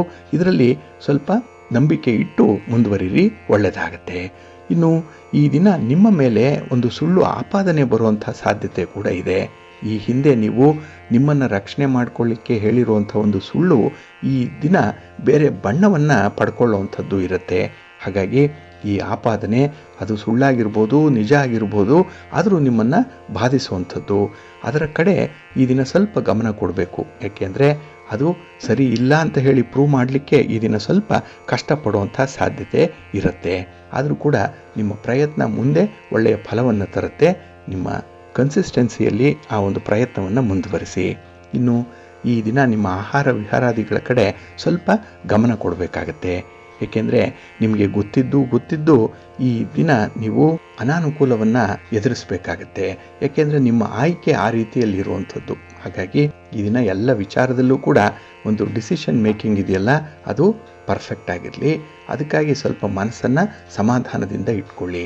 ನಿಮ್ಮ ಇಷ್ಟ ದೇವರನ್ನು ಆರಾಧನೆ ಮಾಡಿ. ಮಹಾವಿಷ್ಣುವನ್ನು ಈ ದಿನ ಪ್ರಾರ್ಥನೆ ಮಾಡಿಕೊಳ್ಳಿ. ಸೂರ್ಯನಾರಾಯಣ ಸ್ವಾಮಿಯ ಆರಾಧನೆ ಮಾಡಿ. ಆದಿತ್ಯ ಹೃದಯ ಸ್ತೋತ್ರವನ್ನು ಈ ದಿನ ಹೇಳ್ಕೊಳ್ಳಿ, ಒಳ್ಳೆಯದಾಗುತ್ತೆ. ನಿಮ್ಮ ಅದೃಷ್ಟದ ಬಣ್ಣ ಕೆಂಪು, ಅದೃಷ್ಟದ ದಿಕ್ಕು ಉತ್ತರ ದಿಕ್ಕು, ಅದೃಷ್ಟ ಸಂಖ್ಯೆ 2. ಸಿಂಹರಾಶಿ. ಸಿಂಹರಾಶಿಯವರಿಗೆ ಈ ದಿನ ಅಪರೂಪದ ದಿನ. ಅದರಲ್ಲೂ ಈ ದಿನದ ನಿಮ್ಮ ಕನಸು ನನಸಾಗುವಂಥ ದಿನ. ನೀವು ಏನು ಸಂಕಲ್ಪ ಮಾಡ್ಕೊಳ್ತೀರಿ ಬೆಳಿಗ್ಗೆ, ಅದು ಈ ದಿನ ಈಡೇರುತ್ತೆ. ಹಾಗಾಗಿ ಈ ದಿನ ನಿಮ್ಮ ಪ್ರಯತ್ನಕ್ಕೆ ಮೀರಿದ ಫಲವನ್ನು ಕಂಡಾಗ ನಿಮಗೆ ಜೀವನದಲ್ಲಿ ಆಸೆ ಮತ್ತೆ ಚಿಗುರುತ್ತೆ. ಎಲ್ಲೋ ಒಂದು ಕಡೆ ಉತ್ಸಾಹ, ಆ ಎನರ್ಜಿ ಲೆವೆಲ್ ಈ ದಿನ ತುಂಬ ಚೆನ್ನಾಗಿದೆ. ಇನ್ನು ಈ ದಿನದಲ್ಲಿ ಎಲ್ಲರೊಂದಿಗೆ ಹೊಂದಾಣಿಕೆ ಮಾಡಿಕೊಳ್ಳುವಂಥ ಒಂದು ಮನಸ್ಥಿತಿ ಕೂಡ ಬಹಳ ಚೆನ್ನಾಗಿದೆ. ಇನ್ನು ಹಣಕಾಸಿನ ವಿಚಾರದಲ್ಲಿ ನಿಮ್ಮ ಸ್ಥಾನ, ನಿಮ್ಮ ಪಾತ್ರ, ನಿಮ್ಮ ಜವಾಬ್ದಾರಿ, ಇದರ ಸ್ಪಷ್ಟವಾದಂಥ ಅರಿವು ನಿಮಗಿದೆ. ಹಾಗಾಗಿನೇ ಹೊಸ ವ್ಯವಹಾರಗಳಲ್ಲಿ ತೊಡಗಿಸ್ಕೊಳ್ಳುವಂಥ ಒಂದು ಮನಸ್ಸು ಕೂಡ ಈ ದಿನ ಇರುತ್ತೆ. ಇನ್ನು ಈ ದಿನ ಸ್ವಲ್ಪ ಮಟ್ಟಿಗೆ ಮೋಜು ಮಸ್ತಿ, ಎಲ್ಲ ಒಂದು ಕಡೆ ಪುಟ್ಟ ಪ್ರವಾಸ, ಇದನ್ನು ನಿಮ್ಮ ಬಂಧುಗಳ ಜೊತೆ, ಸ್ನೇಹಿತರ ಜೊತೆಯಲ್ಲಿ ನೀವು ಮಾಡುವಂಥ ಸಾಧ್ಯತೆ ಕೂಡ ಇದೆ. ಇದು ಒಳ್ಳೆಯ ಹವ್ಯಾಸ ಇದ್ದರೆ ಒಳ್ಳೆಯದು. ಆದರೆ ಈ ದಿನ ನಿಮ್ಮ ಸ್ನೇಹಿತರ ಒತ್ತಡಕ್ಕೆ, ದಾಕ್ಷಿಣ್ಯಕ್ಕೆ ಬಲಿಯಾಗೋದ್ರಿಂದ ಸ್ವಲ್ಪ ತೊಂದರೆಗಳಾಗುವಂಥ ಸಾಧ್ಯತೆ ಇರುತ್ತೆ, ಜಾಗ್ರತೆ. ಇನ್ನು ಈ ದಿನ ನಿಮ್ಮ ಕೆಲಸ ಕಾರ್ಯಗಳಲ್ಲಿ ಯಶಸ್ಸು ಕಂಡಾಗ ನಿಮ್ಮ ಪೌರುಷವನ್ನು ಕೊಚ್ಚಿಕೊಳ್ಳಲಿಕ್ಕೆ ಹೋಗಬೇಡಿ. ನೀವು ಮಾಡಿರುವಂಥ ಮಹಾ ಸಾಧನೆಯ ಬಗ್ಗೆ ಎಲ್ಲೂ ಕೂಡ ಹೇಳ್ಕೊಳ್ಬೇಡಿ. ಏಕೆಂದರೆ ಆ ಸಾಧನೆ ಏನೇನೂ ಅಲ್ಲ. ನಿಮ್ಮ ಮಟ್ಟಿಗೆ ಅದು ದೊಡ್ಡದಿರ್ಬೋದು, ಅದನ್ನು ಕೇಳಿಸಿಕೊಂಡವರ ಮಟ್ಟಿಗೆ ಅದು ಅಷ್ಟೊಂದು ದೊಡ್ಡದಲ್ಲ. ಹಾಗಾಗಿ ನಿಮ್ಮದು ಸ್ಕೈ ಇಸ್ ದಿ ಲಿಮಿಟ್ ಅನ್ನುವಂಥ ಒಂದು ಗುರಿಯನ್ನು ಇಟ್ಟುಕೊಂಡಾಗ, ಅದನ್ನು ಸಾಧನೆ ಮಾಡಿದಾಗ ಹೇಳಿಕೊಳ್ಳುವಂಥ ಒಂದು ಪ್ರಯತ್ನ ಮಾಡಿ. ಹಾಗಾಗಿ ಈ ದಿನ ನಿಮ್ಮ ಬಗ್ಗೆ ಯಾರಲ್ಲೂ ಕೂಡ ಹೆಚ್ಚಿನದನ್ನು ಹೇಳ್ಕೊಳ್ಳಿಕ್ಕೆ ಹೋಗಬೇಡಿ. ಇನ್ನು ಈ ದಿನ ಸಾಲಕ್ಕೆ ಸಂಬಂಧಪಟ್ಟಂತಹ ಕೆಲವೊಂದು ಚಟುವಟಿಕೆಗಳೇನಿದೆ ಅದನ್ನು ತಟಸ್ಥಗೊಳಿಸುವಂಥದ್ದು ಉತ್ತಮ. ಹಣವನ್ನು ಸಾಲವಾಗಿ ಕೊಡುವಂಥದ್ದು, ಸಾಲವಾಗಿ ತರುವಂಥದ್ದು ಈ ದಿನ ಬೇಡ. ಹಾಗೆ ನಿಮ್ಮ ಸಂಬಂಧಿಕರಿಂದ ಸ್ವಲ್ಪ ಜಾಗೃತರಾಗಿ ಇರಬೇಕಾಗತ್ತೆ. ಅಲ್ಲಿಂದ ಏನೋ ಒಂದು ಎಡವಟ್ಟಾಗತ್ತೆ, ತೊಂದರೆ ಆಗುತ್ತೆ, ಸ್ವಲ್ಪ ಎಚ್ಚರ. ನಿಮ್ಮ ಇಷ್ಟ ದೇವರನ್ನು ಆರಾಧನೆ ಮಾಡಿ. ಹಾಗೆ ಭಕ್ತಿಯಿಂದ ಈ ದಿನ ನೀವು ಅನ್ನಪೂರ್ಣೇಶ್ವರಿ ಸ್ತೋತ್ರವನ್ನು ಹೇಳ್ಕೊಳ್ಳಿ. ಶಿವ ಪಾರ್ವತಿಯರ ದರ್ಶನ ಮಾಡ್ಕೊಳ್ಳಿ, ಒಳ್ಳೆಯದಾಗತ್ತೆ. ನಿಮ್ಮ ಅದೃಷ್ಟದ ಬಣ್ಣ ಕೆಂಪು, ಅದೃಷ್ಟದ ದಿಕ್ಕು ಪೂರ್ವ ದಿಕ್ಕು, ಅದೃಷ್ಟ ಸಂಖ್ಯೆ 1. ಕನ್ಯಾ ರಾಶಿ. ಕನ್ಯಾ ರಾಶಿಯವರಿಗೆ ಈ ದಿನ ಬೆಳಗಿನ ಅವಧಿ ಸ್ವಲ್ಪ ಒತ್ತಡದ ಅವಧಿ. ಏಕೆಂದರೆ ನಿಮ್ಮ ಕೆಲಸ ಕಾರ್ಯಗಳ ಪ್ರಗತಿ ಕೂಡ ಅಷ್ಟಕ್ಕಷ್ಟೇ ಇರುವಂಥದ್ದು. ಹಾಗೆ ನೀವು ನಿರೀಕ್ಷೆ ಮಾಡಿದಂತೆ ಬೇರೆಯವರಿಂದ ಸಿಕ್ಕುವಂಥ ಒಂದು ಸಹಾಯ ಸಹಕಾರಗಳು ಕೂಡ ಅಷ್ಟಕ್ಕಷ್ಟೇ ಇರುವಂಥದ್ದು. ಹಾಗಾಗಿ ಈ ದಿನ ಬೇರೆಯವರನ್ನು ನಂಬಿ ಮೋಸ ಹೋಗುವಂಥದ್ದು, ಹಾಗೆ ನೀವು ಕೆಲಸ ಕಾರ್ಯಗಳನ್ನು ಸ್ವಲ್ಪ ಆಲಸ್ಯದಿಂದ ಆರಂಭ ಮಾಡೋದ್ರಿಂದ ಕೂಡ ಮಿಶ್ರ ಫಲಗಳನ್ನು ಅನುಭವಿಸಬೇಕಾಗತ್ತೆ. ಹಾಗಾಗಿ ನಿಮ್ಮ ನಿರೀಕ್ಷಿತ ರೀತಿಯಲ್ಲಿ ನಿಮ್ಮ ಯೋಜನೆಗಳು ಸಾಕಾರ ಆಗಲ್ಲ. ಇನ್ನು ಪ್ರೀತಿ ಪ್ರೇಮದ ವಿಚಾರದಲ್ಲೂ ಕೂಡ ಈ ದಿನ ನಿಮಗೆ ದೊಡ್ಡ ಹೊಡೆತ ಉಂಟಾಗುವಂಥದ್ದು. ಏಕೆಂದರೆ ನಿಮ್ಮ ಮಾತಿಗೆ ವ್ಯಾಲ್ಯೂ ಅನ್ನುವಂಥದ್ದು ಇಲ್ಲ. ಇಲ್ಲಿ ಈ ಫೇಸ್ ವ್ಯಾಲ್ಯೂ ಕಡಿಮೆ ಆದಾಗ ನೀವು ಏನೇ ಹೇಳಲಿ, ನೀವು ಏನೇ ಮಾಡಿ ಅದು ದೋಷಪೂರಿತವಾಗಿರುತ್ತೆ. ಹಾಗಾಗಿ ನಿಮ್ಮಲ್ಲೇ ತಪ್ಪುಗಳನ್ನು ಹುಡುಕುವಂಥವರು ನಿಮ್ಮ ಸುತ್ತಮುತ್ತ ಇರ್ತಾರೆ. ನಿಮ್ಮ ಸಂಗಾತಿ ಇರ್ಬೋದು, ಸ್ನೇಹಿತರು, ಬಂಧುಗಳು, ಕುಟುಂಬಸ್ಥರು. ಹಾಗಾಗಿ ನಿಮ್ಮ ಒಂದು ಸಣ್ಣ ತಪ್ಪನ್ನು ಕೂಡ ಈ ದಿನ ದೊಡ್ಡದಾಗಿ ಹೈಲೈಟ್ ಮಾಡುವಂಥ ಸಾಧ್ಯತೆ ಇರುತ್ತೆ. ಹಾಗಾಗಿ ಈ ದಿನ ಎಂಥ ಆಪಾದನೆಗಳು ಅಪವಾದಗಳು ಬಂದರೂ ಕೂಡ ಅದನ್ನು ಸಹಿಸ್ಕೊಳ್ಬೇಕಾಗತ್ತೆ. ಇನ್ನು ಈ ದಿನ ನಿಮ್ಮ ಮನೆಯ ಸದಸ್ಯರೊಂದಿಗೆ ಭಿನ್ನಾಭಿಪ್ರಾಯಗಳಾಗುವಂಥದ್ದು ಕೂಡ ಇದೆ. ಹಾಗಾಗಿ ಮಾತಿನ ಚಕಮಕಿ ಆಗುತ್ತೆ. ಅಲ್ಲಿ ಒಂದು ಚರ್ಚೆ, ವಾದ ವಿವಾದ ಸ್ವಲ್ಪ ಅತಿರೇಕಕ್ಕೆ ಹೋಗುವಂಥ ಸಾಧ್ಯತೆ ಇದೆ. ಇಲ್ಲಿ ನಿಮ್ಮ ಮನಸ್ಥಿತಿಯನ್ನು ಕಳ್ಕೊಳ್ತೀರಿ. ಕೋಪ, ಆವೇಶ, ಇಲ್ಲ ಸಲ್ಲದ ಆರೋಪ, ಒಬ್ಬರ ಮೇಲೆ ಒಬ್ಬರು ಕೆಸರನ್ನೇ ಎರಚುವಂಥ ಒಂದು ಪ್ರಯತ್ನ, ಇದೆಲ್ಲವೂ ಕೂಡ ಇದ್ದಾಗ ಈ ದಿನ ನಿಮಗೆ ಮಾನಸಿಕ ನೆಮ್ಮದಿ ಅನ್ನುವಂಥದ್ದು ಇರಲ್ಲ. ಇದ್ರೂ ಕೂಡ ಕಡಿಮೆ ಮಟ್ಟದಲ್ಲೇ ಇರುತ್ತೆ. ಇನ್ನು ಈ ದಿನ ಕೆಲಸ ಮಾಡುವಂಥ ಸಂದರ್ಭದಲ್ಲೂ ಕೂಡ ಸ್ವಲ್ಪ ಗಾಯಗೊಳ್ಳುವಂಥ ಸಾಧ್ಯತೆಗಳು ಇದೆ. ಎಲ್ಲೋ ಒಂದು ಕಡೆ ಪೆಟ್ಟಾಗತ್ತೆ. ಸ್ವಲ್ಪ ಎಚ್ಚರಿಕೆಯಿಂದ ಇರಿ. ಪ್ರಯಾಣದ ವಿಚಾರದಲ್ಲಿ ಸ್ವಲ್ಪ ಜಾಗ್ರತೆ. ಈ ದಿನ ಮಹಾಗಣಪತಿಯನ್ನು ಆರಾಧನೆ ಮಾಡ್ತಾ ಇರಿ. ಗಣಪತಿಯ ಸ್ತೋತ್ರವನ್ನು ಹೇಳ್ಕೊಳ್ಳಿ, ದರ್ಶನ ಮಾಡ್ಕೊಳ್ಳಿ, ಒಳ್ಳೆಯದಾಗತ್ತೆ. ನಿಮ್ಮ ಅದೃಷ್ಟದ ಬಣ್ಣ ಬಿಳುಪು, ಅದೃಷ್ಟದ ದಿಕ್ಕು ಈಶಾನ್ಯ ದಿಕ್ಕು, ಅದೃಷ್ಟ ಸಂಖ್ಯೆ 5. ತುಲಾರಾಶಿ. ತುಲಾರಾಶಿಯವರಿಗೆ ಈ ದಿನ ಸಮಾಧಾನಕರವಾದಂಥ ದಿನ, ಅನುಕೂಲಕರವಾಗಿರುವಂಥ ದಿನ. ಏಕೆಂದರೆ ನಿಮ್ಮ ಪ್ರಯತ್ನಗಳಲ್ಲಿ ಈ ದಿನ ನೀವು ಬಹುಪಾಲು ಯಶಸ್ಸನ್ನು ಪಡ್ಕೊಳ್ಳುವಂಥದ್ದು ಇದೆ. ನಿಮ್ಮ ಸ್ನೇಹಿತರ ಭೇಟಿ ನಿಮಗೆ ಒಳ್ಳೆಯ ಬಲವನ್ನು ತರುತ್ತೆ. ಹಾಗೆ ಈ ದಿನ ಮನೆಯಲ್ಲಿರುವಂಥ ಹಿರಿಯರ ಮಾರ್ಗದರ್ಶನ ಕೂಡ ನಿಮಗೆ ನಿಮ್ಮ ದಾರಿಯನ್ನು ತುಂಬ ಸ್ಪಷ್ಟವಾಗಿ ಗೋಚರಿಸುವಂತೆ ಮಾಡುತ್ತೆ. ಹಾಗಾಗಿ ನಿಮ್ಮ ಕೆಲಸ ಕಾರ್ಯಗಳ ಗುರಿಯನ್ನು ತಲುಪಲಿಕ್ಕೆ ನಿಮಗೆ ಈ ದಿನ ಏನೇನೂ ಕಷ್ಟ ಇಲ್ಲ. ಶ್ರಮ ಪಟ್ಟರೆ ಕೆಲವು ಸಿದ್ಧಿಗಳನ್ನು ಸಂಪಾದನೆ ಮಾಡಿಕೊಳ್ಳುವಂಥ ಸಾಧ್ಯತೆ ಕೂಡ ಇದೆ. ಇಲ್ಲಿ ಸಿದ್ಧಿ ಅಂದರೆ ಏನು? ಫಾರ್ ಎವರ್ ಅದು ನಿಮ್ಮ ಜೊತೆಯಲ್ಲೇ ಇರುವಂಥದ್ದು. ಅದರ ಬಗ್ಗೆ ಸಂಪೂರ್ಣ ಅರಿವಿರುತ್ತೆ. ಅದು ನಿಮ್ಮ ನಿಯಂತ್ರಣದಲ್ಲೇ ಇರುತ್ತೆ. ಅಂಥ ವಿಚಾರಗಳು ಈ ದಿನ ನಿಮಗೆ ಸಿದ್ಧಿಸುತ್ತೆ. ಒಳ್ಳೆಯ ದಿನ. ಜೊತೆಗೆ ಈ ದಿನ ನಿಮಗೆ ದೈವಾನುಕೂಲ ಇದೆ. ಗ್ರಹಗತಿಗಳು ಕೂಡ ಉತ್ತಮ ಸ್ಥಾನದಲ್ಲಿರೋದ್ರಿಂದ ನಿಮ್ಮ ಪ್ರಯತ್ನ ಯಶಸ್ವಿಯಾಗುತ್ತೆ. ಹಾಗೆ ಈ ದಿನ ಯಾರಿಗಾದರೂ ಪ್ರಾಮಿಸ್ ಮಾಡಿದರೆ, ಮಾತನ್ನು ಕೊಟ್ಟಿದ್ದರೆ ಅದನ್ನು ಉಳಿಸ್ಕೊಳ್ಳೋವಂಥ ಒಂದು ಪ್ರಯತ್ನವನ್ನು ಮಾತ್ರ ಮಾಡಿದ್ರೆ ಸಾಕು. ಏಕೆಂದರೆ ಎಲ್ಲವೂ ಸರಿ ಇದ್ದಾಗ ಎಲ್ಲೋ ಒಂದು ಕಡೆ ಸಣ್ಣ ಆಪಾದನೆ ನಿಮ್ಮ ಮೇಲೆ ಬರುವಂಥದ್ದಿದೆ. ಹಾಗಾಗಿ ಕೊಟ್ಟ ಮಾತನ್ನು ಉಳಿಸ್ಕೊಂಡ್ಬಿಡಿ, ನೀವು ಸೇಫ್ ಆಗಿರ್ತೀರಿ. ಇನ್ನು ಈ ದಿನ ನಿಮ್ಮ ಸಂಕಲ್ಪಿತ ಗುರಿಯನ್ನು ಈಡೇರಿಸ್ಕೊಳ್ಳಿಕ್ಕೆ ಈ ಪ್ರೀತಿ ಪ್ರೇಮದ ವಿಚಾರದಲ್ಲಿ ಸ್ವಲ್ಪ ಕಸರತ್ತು ಮಾಡುವಂಥ ಸಾಧ್ಯತೆ ಕೂಡ ಇದೆ. ಹಾಗಾಗಿ ಈ ದಿನ ಪ್ರಯತ್ನ ಪಟ್ಟರೆ ಮಾತ್ರ ಫಲ ಇದೆ. ಕೈ ಕೆಸರಾದರೆ ಬಾಯಿ ಮೊಸರು ಅನ್ನುವಂಥ ಒಂದು ಸಿದ್ಧಾಂತ ನಿಮಗೆ ಅಪ್ಲೈ ಆಗುತ್ತೆ. ಇನ್ನು ಈ ದಿನದಲ್ಲಿ ಬಂಧು ಮಿತ್ರರ ಜೊತೆಯಲ್ಲಿ ಸಂಬಂಧಗಳನ್ನು ಗಟ್ಟಿಗೊಳಿಸುವಂಥ ಒಂದು ಪ್ರಯತ್ನ ಕೂಡ ಆಗುತ್ತೆ. ಹಾಗಾಗಿ ಪರೋಪಕಾರ ಇರ್ಬೋದು, ಅವರಿಗೆ ಬೇಕಾದಂಥ ಸಹಕಾರಗಳನ್ನು ನೀಡುವಂಥದ್ದು ಇರ್ಬೋದು, ಅಥವಾ ಮಾತಿನಲ್ಲಿ ಅವರಲ್ಲಿ ವಿಶ್ವಾಸವನ್ನು ತುಂಬುವಂಥ ಒಂದು ಪ್ರಯತ್ನ, ಸಾಂತ್ವನದ ಮಾತುಗಳು, ಇದೆಲ್ಲವೂ ಕೂಡ ಈ ದಿನ ಆಗುತ್ತೆ. ಒಟ್ಟಾರೆ ನಿಮ್ಮ ಅವರ ಸಂಬಂಧ ಗಟ್ಟಿಯಾಗಿರಬೇಕು ಅನ್ನುವಂಥ ವಿಚಾರ ಮನಸ್ಸಿನಲ್ಲಿರುತ್ತೆ.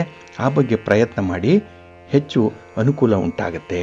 ಇನ್ನು ಈ ದಿನ ಬರುವಂಥ ಹೊಸ ಅವಕಾಶಗಳೇನಿದೆ ಅದು ಉತ್ಸಾಹಪೂರ್ವಕವಾಗಿ ಇರುತ್ತೆ. ಅದನ್ನು ಬಳಸ್ಕೊಳ್ಳಿ, ಎನ್ಕ್ಯಾಶ್ ಮಾಡ್ಕೊಳ್ಳಿ, ಒಳ್ಳೆಯದಾಗತ್ತೆ. ನಿಮ್ಮ ಇಷ್ಟ ದೇವರನ್ನು ಆರಾಧನೆ ಮಾಡ್ತಾ ಇರಿ. ಶ್ರೀ ಲಕ್ಷ್ಮೀ ವೆಂಕಟೇಶ್ವರ ಸ್ವಾಮಿಯ ಪ್ರಾರ್ಥನೆ ಮಾಡಿಕೊಳ್ಳಿ. ಸಾಧ್ಯ ಆದರೆ ದರ್ಶನ ಮಾಡಿ, ಒಳ್ಳೆಯದಾಗತ್ತೆ. ನಿಮ್ಮ ಅದೃಷ್ಟದ ಬಣ್ಣ ತಿಳಿ ಹಸಿರು, ಅದೃಷ್ಟದ ದಿಕ್ಕು ಈಶಾನ್ಯ ದಿಕ್ಕು, ಅದೃಷ್ಟ ಸಂಖ್ಯೆ 1. ವೃಶ್ಚಿಕ ರಾಶಿ. ವೃಶ್ಚಿಕ ರಾಶಿಯವರಿಗೆ ಈ ದಿನ ಬಹು ಮುಖ್ಯವಾದಂಥ ಕೆಲಸವೊಂದನ್ನು ಸಾಧನೆ ಮಾಡುವಂಥ ದಿನ. ಹಾಗಾಗಿ ಎಲ್ಲ ರೀತಿಯಲ್ಲೂ ಕೂಡ ನಿಮ್ಮ ಪ್ರಯತ್ನಕ್ಕೆ ಅನುಕೂಲತೆಗಳು ಸಿಕ್ಕತ್ತೆ. ಸಪೋರ್ಟ್ ಚೆನ್ನಾಗಿದೆ. ಹಾಗಾಗಿ ಈ ದಿನ ನೀವು ಬಹುದಿನಗಳಿಂದ ನಿರೀಕ್ಷೆ ಮಾಡ್ತಾ ಇದ್ದಂಥ ಒಂದು ಕೆಲಸ ಪೂರ್ಣ ಆಗುತ್ತೆ. ಹಾಗೆ ನಿಮ್ಮ ಉತ್ಸಾಹ ಕೂಡ ಗರಿಗೆದರುವಂಥದ್ದು. ಅಂದರೆ ಎಲ್ಲಿಲ್ಲದ ಉತ್ಸಾಹ, ಎನರ್ಜಿ ಈ ದಿನ ಬಹಳ ಚೆನ್ನಾಗಿದೆ. ಹಾಗೆ ಈ ದಿನ ನಿಮಗೆ ಖುಷಿ ಕೊಡುವಂಥ, ಸಂತಸ ತರುವಂಥ ವಾರ್ತೆಯೊಂದನ್ನು ಕೇಳುವಂಥದ್ದು ಕೂಡ ಇದೆ. ಹಾಗಾಗಿ ಈ ದಿನ ನಿಮಗೆ ಶುಭಕರವಾಗಿರುವಂಥ ದಿನ, ಸಂತೋಷದ ದಿನ. ಹಾಗೆ ನಿಮ್ಮ ಸಾಮರ್ಥ್ಯ ಹಾಗೆ ನಿಮ್ಮ ಜ್ಞಾನವನ್ನು ಸೂಕ್ತ ರೀತಿಯಲ್ಲಿ ಈ ದಿನ ಬಳಸ್ಕೊಂಡ್ರೆ ನಿಮ್ಮಲ್ಲಿರುವಂಥ ಒಂದು ಪ್ರತಿಭೆ ಹೊರಬರುವಂಥದ್ದು ಕೂಡ ಇದೆ. ಹಾಗಾಗಿ ಈ ದಿನ ನಿಮ್ಮ ಸಾಮಾಜಿಕ ಸ್ಥಾನಮಾನ ಏನಿದೆ ಅದು ಕೂಡ ಉತ್ತಮಗೊಳ್ಳುವಂಥದ್ದು ಇದೆ. ಜೊತೆಗೆ ಈ ದಿನ ನಿಮ್ಮ ಎಲ್ಲ ವಿಚಾರಗಳಲ್ಲೂ ಕೂಡ ಸಫಲತೆಯನ್ನು ಕಾಣೋದ್ರಿಂದ ಈ ದಿನ ನಿಮಗೆ ಹೆಚ್ಚಿನ ಅನುಕೂಲತೆಗಳು ಸಿಕ್ಕತ್ತೆ. ಆದರೆ ಸ್ವಲ್ಪ ಹಠಮಾರಿತನವನ್ನು ಬಿಟ್ಟು ನೀವು ಹೊಂದಾಣಿಕೆ ಮಾಡ್ಕೊಂಡು ಹೋಗುವಂಥದ್ದು ತುಂಬ ಅಗತ್ಯತೆ ಇದೆ. ಇನ್ನು ಈ ದಿನದಲ್ಲಿ ಮನೆಯಲ್ಲಿರುವಂಥ ಹಿರಿಯರ ಬಗ್ಗೆ ಸ್ವಲ್ಪ ಜಾಗ್ರತೆ ವಹಿಸಿ ಅವರ ಬೇಕು ಬೇಡಗಳ ಬಗ್ಗೆ ಸ್ವಲ್ಪ ವಿಚಾರಣೆ ನಡೆಸುವಂಥದ್ದು ಉತ್ತಮ. ಇನ್ನು ಈ ದಿನ ನೀವು ಯಾವ ರೀತಿಯಲ್ಲಿ ಸಂತೋಷದಲ್ಲಿರ್ತೀರೋ ನಿಮ್ಮ ಕುಟುಂಬದವರು ಕೂಡ ಸಂತೋಷವಾಗಿರಬೇಕು ಅಂಥ ಒಂದು ವಾತಾವರಣವನ್ನು ಈ ದಿನ ನೀವು ನಿರ್ಮಾಣ ಮಾಡಬೇಕಾಗತ್ತೆ. ಜೊತೆಗೆ ನಿಮ್ಮ ಆಲೋಚನೆಗಳು ಎಲ್ಲ ವಿಚಾರದಲ್ಲೂ ಕೂಡ ಧನಾತ್ಮಕವಾಗೇ ಇರಲಿ, ಪಾಸಿಟಿವ್ ಆಗೇ ಇರಲಿ, ಒಳ್ಳೆಯದಾಗತ್ತೆ. ಇನ್ನು ಈ ದಿನ ನಿಮ್ಮ ಒಂದು ಪ್ರತಿಭೆ, ನಿಮ್ಮ ಯೋಗ್ಯತೆಗೆ ಪ್ರೋತ್ಸಾಹ ಸಿಕ್ಕುವಂಥ ಅವಕಾಶಗಳು ಕೂಡ ಇದೆ. ಅದನ್ನು ಸರಿಯಾಗಿ ಬಳಸ್ಕೊಳ್ಳಿ, ಒಳ್ಳೆಯದಾಗತ್ತೆ. ನಿಮ್ಮ ಮನೆ ದೇವರನ್ನು ಸ್ಮರಣೆ ಮಾಡ್ತಾ ಇರಿ. ಈ ದಿನ ಸೂರ್ಯ ನಮಸ್ಕಾರ ಮಾಡಿ ಆದಿತ್ಯ ಹೃದಯ ಸ್ತೋತ್ರವನ್ನು ಈ ದಿನ ಹೇಳ್ಕೊಳ್ಳಿ. ಗಾಯತ್ರಿ ಮಂತ್ರ ಗೊತ್ತಿದ್ರೆ ಅದನ್ನು ಹೇಳಿ, ಒಳ್ಳೆಯದಾಗತ್ತೆ. ನಿಮ್ಮ ಅದೃಷ್ಟದ ಬಣ್ಣ ಕೆಂಪು, ಅದೃಷ್ಟದ ದಿಕ್ಕು ಪೂರ್ವ ದಿಕ್ಕು, ಅದೃಷ್ಟ ಸಂಖ್ಯೆ 1. ಧನುರಾಶಿ. ಧನುರಾಶಿಯವರಿಗೆ ಈ ದಿನ ಮಿಶ್ರ ಫಲಗಳಿರುವಂಥ ದಿನ. ಅದರಲ್ಲೂ ಗ್ರಹಗತಿಗಳು ಸ್ವಲ್ಪ ವಿಮುಖವಾಗಿರೋದ್ರಿಂದ ನಿಮ್ಮ ಪ್ರಯತ್ನಕ್ಕೆ ನಿರೀಕ್ಷೆ ಮಾಡಿದಂಥ ಒಂದು ಪ್ರತಿಫಲ ಸಿಕ್ಕಲ್ಲ. ಹಾಗಾಗಿ ನಿಮ್ಮ ಕೆಲಸದಲ್ಲಿ ನಿರಾಸೆ ಆಗುವಂಥ ಸಾಧ್ಯತೆ ಇರುತ್ತೆ. ಆದರೆ ಈ ದಿನ ಹೊಸದಾಗಿ ಪರಿಚಯ ಆಗಿದ್ದಾರಲ್ಲ ಅಂಥವರಿಂದ ನಿಮಗೆ ಒಳ್ಳೆಯ ಸಹಕಾರ ಸಿಕ್ಕತ್ತೆ. ಆದರೆ ಪೂರ್ಣವಾಗಿ ಅವರನ್ನು ಆಶ್ರಯಿಸುವಂಥದ್ದು ಅಷ್ಟೊಂದು ಒಳ್ಳೆಯದಲ್ಲ. ಇನ್ನು ಈ ದಿನ ಅತಿಯಾದ ಆತ್ಮವಿಶ್ವಾಸ ಕೂಡ ನಿಮಗೆ ಹಿನ್ನಡೆಯನ್ನು ತರುವಂಥದ್ದಿದೆ. ಓವರ್ ಕಾನ್ಫಿಡೆನ್ಸ್ ಇದೆಯಲ್ಲ, ಇದು ಕೂಡ ನಿಮಗೆ ವರ್ಕೌಟ್ ಆಗಲ್ಲ. ಹಾಗಾಗಿ ಬಹಳ ಎಚ್ಚರಿಕೆಯಿಂದ ಮುಂದುವರಿಬೇಕಾಗಿದೆ ಈ ದಿನ. ಇನ್ನು ಈ ದಿನ ಅನಾವಶ್ಯಕವಾದಂಥ ಖರ್ಚುಗಳಿಂದ ತಪ್ಪಿಸಿಕೊಳ್ಳುವಂಥದ್ದು ಕೂಡ ಉತ್ತಮ. ಹಾಗೆ ಈ ದಿನದಲ್ಲಿ ನಿಮಗೆ ಹೊಸ ಅವಕಾಶಗಳು ಬಂದು ನಿಮ್ಮ ಒಂದು ಪ್ರತಿಭೆಯನ್ನು ಸಾಬೀತುಪಡಿಸಲಿಕ್ಕೆ ಅವಕಾಶಗಳು ಸಿಕ್ಕುವಂಥದ್ದಿದೆ. ಆದರೆ ಅದನ್ನು ಬಳಸ್ಕೊಳ್ಳುವಲ್ಲಿ ಈ ದಿನ ನೀವು ವಿಫಲರಾಗುವಂಥ ಸಾಧ್ಯತೆ ಇದೆ. ಏಕೆಂದರೆ ನಿಮ್ಮ ಒಂದು ಆದ್ಯತೆಯೇ ಬೇರೆ ವಿಚಾರದಲ್ಲಿ ಇರುವಂಥದ್ದು. ಹಾಗಾಗಿ ನೀವು ಮುಂದುವರಿಬೇಕು, ನೀವು ಪ್ರಗತಿ ಹೊಂದಬೇಕು, ಅದರಿಂದ ಏನಾದರೂ ಅನುಕೂಲ ಅಥವಾ ಲಾಭ ಮಾಡಿಕೊಳ್ಬೇಕು ಅನ್ನುವಂಥದ್ದು ನಿಮಗೆ ಸೆಕೆಂಡರಿ ಪ್ರಿಯಾರಿಟಿ ಆಗಿರುತ್ತೆ. ಹಾಗಾಗಿ ಈ ದಿನ ಸ್ವಲ್ಪ ತಾಳ್ಮೆಯಿಂದ ಯಾವ ಕೆಲಸಗಳನ್ನು ಮಾಡಿದ್ರೆ ಉತ್ತಮ ಅನ್ನುವಂಥ ಒಂದು ಲೆಕ್ಕಾಚಾರ ಮಾಡುವಂಥದ್ದು, ಅದನ್ನು ಪುನರ್ ಪರಿಶೀಲನೆ ಮಾಡುವಂಥದ್ದು ಉತ್ತಮ. ಇನ್ನು ಈ ದಿನ ನಿಮ್ಮ ಜೀವನದಲ್ಲಿ ಒಂದು ಘಟನೆ, ಒಂದು ತಿರುವು ಆಗುವಂಥದ್ದು ಇದೆ. ಹಾಗಾಗಿ ಬಹಳ ದಿನಗಳವರೆಗೆ ಈ ದಿನ ನಿಮಗೆ ನೆನಪಿನಲ್ಲಿ ಉಳಿಯುತ್ತೆ. ಅಂಥ ಒಂದು ವಿಶೇಷವಾದಂಥ ಸನ್ನಿವೇಶವನ್ನು ಎದುರಿಸುವಂಥ ಸಾಧ್ಯತೆ ಇದೆ. ಇನ್ನು ಈ ದಿನ ಭಿನ್ನಾಭಿಪ್ರಾಯಗಳಿಗೆ ಅವಕಾಶ ಕೊಡಬೇಡಿ, ಆದಷ್ಟು ಹೊಂದಾಣಿಕೆಯಿಂದ ಇರಿ. ನಿಮ್ಮ ಇಷ್ಟ ದೇವರನ್ನು ಆರಾಧನೆ ಮಾಡ್ತಾ ಇರಿ. ಹಾಗೆ ಭಕ್ತಿಯಿಂದ ಈ ದಿನ ನೀವು ಲಕ್ಷ್ಮೀ ಸಹಸ್ರನಾಮ ಸ್ತೋತ್ರವನ್ನು ಹೇಳ್ಕೊಳ್ಳಿ, ಅಮ್ಮನವರ ದರ್ಶನ ಮಾಡಿಕೊಳ್ಳಿ, ಒಳ್ಳೆಯದಾಗತ್ತೆ. ನಿಮ್ಮ ಅದೃಷ್ಟದ ಬಣ್ಣ ಬಿಳುಪು, ಅದೃಷ್ಟದ ದಿಕ್ಕು ಪೂರ್ವ ದಿಕ್ಕು, ಅದೃಷ್ಟ ಸಂಖ್ಯೆ 6. ಮಕರ ರಾಶಿ. ಮಕರ ರಾಶಿಯವರಿಗೆ ಈ ದಿನ ಮಿಶ್ರ ಫಲಗಳಿರುವಂಥ ದಿನ. ಅದರಲ್ಲೂ ಈ ದಿನ ಕಾರಣ ಇಲ್ಲದೆ ಶತ್ರುಗಳ ಸಂಖ್ಯೆ ಜಾಸ್ತಿ ಆಗುತ್ತೆ. ತಪ್ಪೇ ಮಾಡಿಲ್ಲ, ಅಪವಾದಗಳು ಬರುತ್ತೆ. ಅನ್ಯಾಯ ಮಾಡಿಲ್ಲ, ಆದರೂ ಜನ ನಿಮ್ಮ ವಿರುದ್ಧ ಇರ್ತಾರೆ. ಹಾಗಾಗಿ ನಿಮ್ಮ ಮಾತಿಗೆ, ನಿಮ್ಮ ಅಭಿಪ್ರಾಯಕ್ಕೆ ಈ ದಿನ ನೀವು ನಿರೀಕ್ಷಿಸಿದಂಥ ಒಂದು ಸ್ಥಾನ ಸಿಕ್ಕಲ್ಲ. ಹಾಗಾಗಿನೇ ಈ ದಿನ ಎಲ್ಲವೂ ಕೂಡ ನಿಮ್ಮ ನಿಯಂತ್ರಣ ಮೀರಿ ನಡೀತಾ ಇದೆ ಅನ್ನುವಂಥ ಒಂದು ಭಾವನೆ ಬರುವಂಥದ್ದು. ಇದು ಹತಾಶ ಭಾವನೆ, ಇದು ಸ್ವಲ್ಪ ಇನ್ಸೆಕ್ಯೂರಿಟಿ ಫೀಲಿಂಗನ್ನು ತರುವಂಥ ಭಾವನೆ ಆಗಿರುತ್ತೆ. ಇನ್ನು ಹಣಕಾಸಿನ ವಿಚಾರ ನಿಮಗೆ ಅಷ್ಟಾಗಿ ತಿಳುವಳಿಕೆ ಇಲ್ಲದ ರೀತಿಯಲ್ಲಿ ವರ್ತಿಸುವಂಥದ್ದು ಕೂಡ ಇದೆ. ಹಾಗಾಗಿ ಬಾಲಿಶವಾಗಿ ಹಣವನ್ನು ಖರ್ಚು ಮಾಡುವಂಥದ್ದು ಅಥವಾ ಅಂಥದ್ದೇ ಹುಡುಗತನದಲ್ಲಿ ಈ ದಿನ ಯೋಜನೆಗಳನ್ನು ರೂಪಿಸುವಂಥದ್ದು ಕೂಡ ಇರುತ್ತೆ. ಹಾಗಾಗಿ ಈ ದಿನ ನಿಮ್ಮ ಆಕ್ರಮಣ ಮಾಡುವಂಥ ಬುದ್ಧಿ ಏನಿದೆ ಇದರಿಂದ ತುಂಬ ಎಡವಟ್ಟುಗಳಾಗುತ್ತೆ, ನಷ್ಟ ಉಂಟಾಗುತ್ತೆ. ಸ್ವಲ್ಪ ಜಾಗೃತೆಯಿಂದ ಇರಿ, ಯಾವುದೇ ಹೊಸ ಯೋಜನೆಗಳಿಗೆ ಕೈ ಹಾಕಬೇಡಿ. ಇನ್ನು ಈ ದಿನ ನೀವು ಹಣಕಾಸಿನ ಸಮಸ್ಯೆಯ ಜೊತೆಗೆ ಸಂಬಂಧಗಳಿಂದ ಕೂಡ ಸ್ವಲ್ಪ ಸಮಸ್ಯೆಗಳನ್ನು ಎದುರಿಸಬೇಕಾಗತ್ತೆ. ಈ ರಿಲೇಷನ್ಶಿಪ್ಪಲ್ಲೂ ಕೂಡ ಸ್ವಲ್ಪ ಹಾರ್ಡ್ ಸರ್ಫೇಸ್ ಇರುವಂಥದ್ದು. ಎಲ್ಲೋ ಒಂದು ಕಡೆ ಮನಸ್ಸಿಗೆ ನಿಮಗೆ ಸಮಾಧಾನ ಅನ್ನುವಂಥದ್ದು ಸಿಕ್ಕಲ್ಲ. ನಿಮ್ಮವರ ನಡತೆ, ಅವರ ಮಾತು ಇಷ್ಟ ಆಗಲ್ಲ. ಹಾಗಾಗಿನೇ ಈ ದಿನ ಸ್ವಲ್ಪ ಕೋಪತಾಪ, ಅಸಹನೆ ಬಹಳ ಪ್ರಧಾನವಾಗಿ ಎದ್ದು ಕಾಣಿಸುತ್ತೆ. ಇನ್ನು ಈ ದಿನದ ಪ್ರಯಾಣದಲ್ಲೂ ಕೂಡ ನಿಮಗೆ ಅಷ್ಟೊಂದು ಸೌಖ್ಯ ಇಲ್ಲ. ವಾಹನದಿಂದ ನಿಮಗೆ ಸ್ವಲ್ಪ ದುಬಾರಿ ವೆಚ್ಚಗಳಾಗುವಂಥ ಸಾಧ್ಯತೆ ಇರುತ್ತೆ. ಆದಷ್ಟು ದೂರದ ಪ್ರಯಾಣವನ್ನು ಮುಂದೂಡುವಂಥದ್ದು ಉತ್ತಮ. ಇನ್ನು ಈ ದಿನ ನಿಮ್ಮ ಮನೆಯಲ್ಲಿರುವಂಥ ಕಿರಿಯರ ಬಗ್ಗೆ ಸ್ವಲ್ಪ ಗಮನ ಕೊಡಬೇಕು. ಅವರ ನಡವಳಿಕೆ, ಅವರ ಮಾತುಕತೆ, ಅವರು ಯಾರ ಜೊತೆ ಸ್ನೇಹದಿಂದ ಇರ್ತಾರೆ, ಎಲ್ಲಿ ಅವರ ಓಡಾಟ ಇರುತ್ತೆ ಇತ್ಯಾದಿ ವಿಚಾರಗಳನ್ನು ಸ್ವಲ್ಪ ಸೂಕ್ಷ್ಮವಾಗಿ ಗಮನಿಸಬೇಕಾಗತ್ತೆ. ನಾಳೆ ಆಗುವಂಥ ದೊಡ್ಡ ಅನಾಹುತಗಳನ್ನು ಈ ನಿಮ್ಮ ಮುನ್ನೆಚ್ಚರಿಕೆ ತಡೀಲಿಕ್ಕೆ ಸಾಧ್ಯವಾಗುತ್ತೆ. ಹಾಗಾಗಿ ಈ ದಿನ ಕುಟುಂಬದ ಜವಾಬ್ದಾರಿಯ ಕಡೆ ಸ್ವಲ್ಪ ಗಮನ ಕೊಡಿ, ಒಳ್ಳೆಯದಾಗುತ್ತೆ. ಎಲ್ಲರ ಜೊತೆಯಲ್ಲಿ ಈ ದಿನ ನಗುನಗ್ತಾ ಮಾತಾಡುವಂಥದ್ದು, ಸಿಹಿಯಾದ ಮಾತು, ಇದು ಕೆಲವೊಂದು ಸಮಸ್ಯೆಗಳನ್ನು ಗೆಲ್ಲಿಸಿಕೊಡುತ್ತೆ. ಅನುಸರಣೆ ಮಾಡಿ. ನಿಮ್ಮ ಮನೆ ದೇವರನ್ನು ಸ್ಮರಣೆ ಮಾಡ್ತಾ ಇರಿ. ಹಾಗೆ ಭಕ್ತಿಯಿಂದ ಈ ದಿನ ಆದಿತ್ಯ ಹೃದಯ ಸ್ತೋತ್ರವನ್ನು ಹೇಳ್ಕೊಳ್ಳಿ, ಸೂರ್ಯ ನಮಸ್ಕಾರ ಮಾಡಿಕೊಳ್ಳಿ, ಸೂರ್ಯ ಸ್ತೋತ್ರಗಳನ್ನು ಹೇಳ್ಕೊಳ್ಳಿ, ಒಳ್ಳೆಯದಾಗತ್ತೆ. ನಿಮ್ಮ ಅದೃಷ್ಟದ ಬಣ್ಣ ಗುಲಾಬಿ, ಅದೃಷ್ಟದ ದಿಕ್ಕು ಪೂರ್ವ ದಿಕ್ಕು, ಅದೃಷ್ಟ ಸಂಖ್ಯೆ 5. ಕುಂಭರಾಶಿಯವರಿಗೆ ಈ ದಿನ ನೆಮ್ಮದಿಯ ದಿನ, ಬಹಳ ವಿಶೇಷವಾದಂಥ ಕೆಲಸಗಳಾಗುವಂಥ ದಿನ. ನಿಮ್ಮ ಪ್ರೀತಿ ಪಾತ್ರರ ಸಹಕಾರ ಸಿಕ್ಕಾಗ ಈ ದಿನ ನೀವು ಯಾವ ಯೋಧನಿಗೂ ಕೂಡ ಕಡಿಮೆ ಇಲ್ಲದಂತಹ ಧೈರ್ಯವನ್ನು ಹೊಂದಿರ್ತೀರಿ. ಹಾಗೆ ಈ ದಿನ ನಿಮ್ಮ ಹಣಕಾಸಿನ ವಿಚಾರ, ಬಂಡವಾಳ ಹೂಡಿಕೆ ಇರ್ಬೋದು, ನಿಮ್ಮ ಖರೀದಿ, ನಿಮ್ಮ ಮಾರಾಟ, ಇದರಲ್ಲಿ ಈ ದಿನ ತುಂಬ ಅನುಕೂಲತೆಗಳು ಇದೆ, ಜೊತೆಗೆ ಲಾಭ ಕೂಡ ಇದೆ. ಆದರೆ ಈ ದಿನದಲ್ಲಿ ನಿಮ್ಮ ತೀರ ಹತ್ತಿರದ ಬಂಧುಗಳ ಜೊತೆ ಮಾತ್ರ ಹಣಕಾಸಿನ ವ್ಯವಹಾರಗಳನ್ನು ಇಟ್ಕೊಳ್ಬೇಡಿ.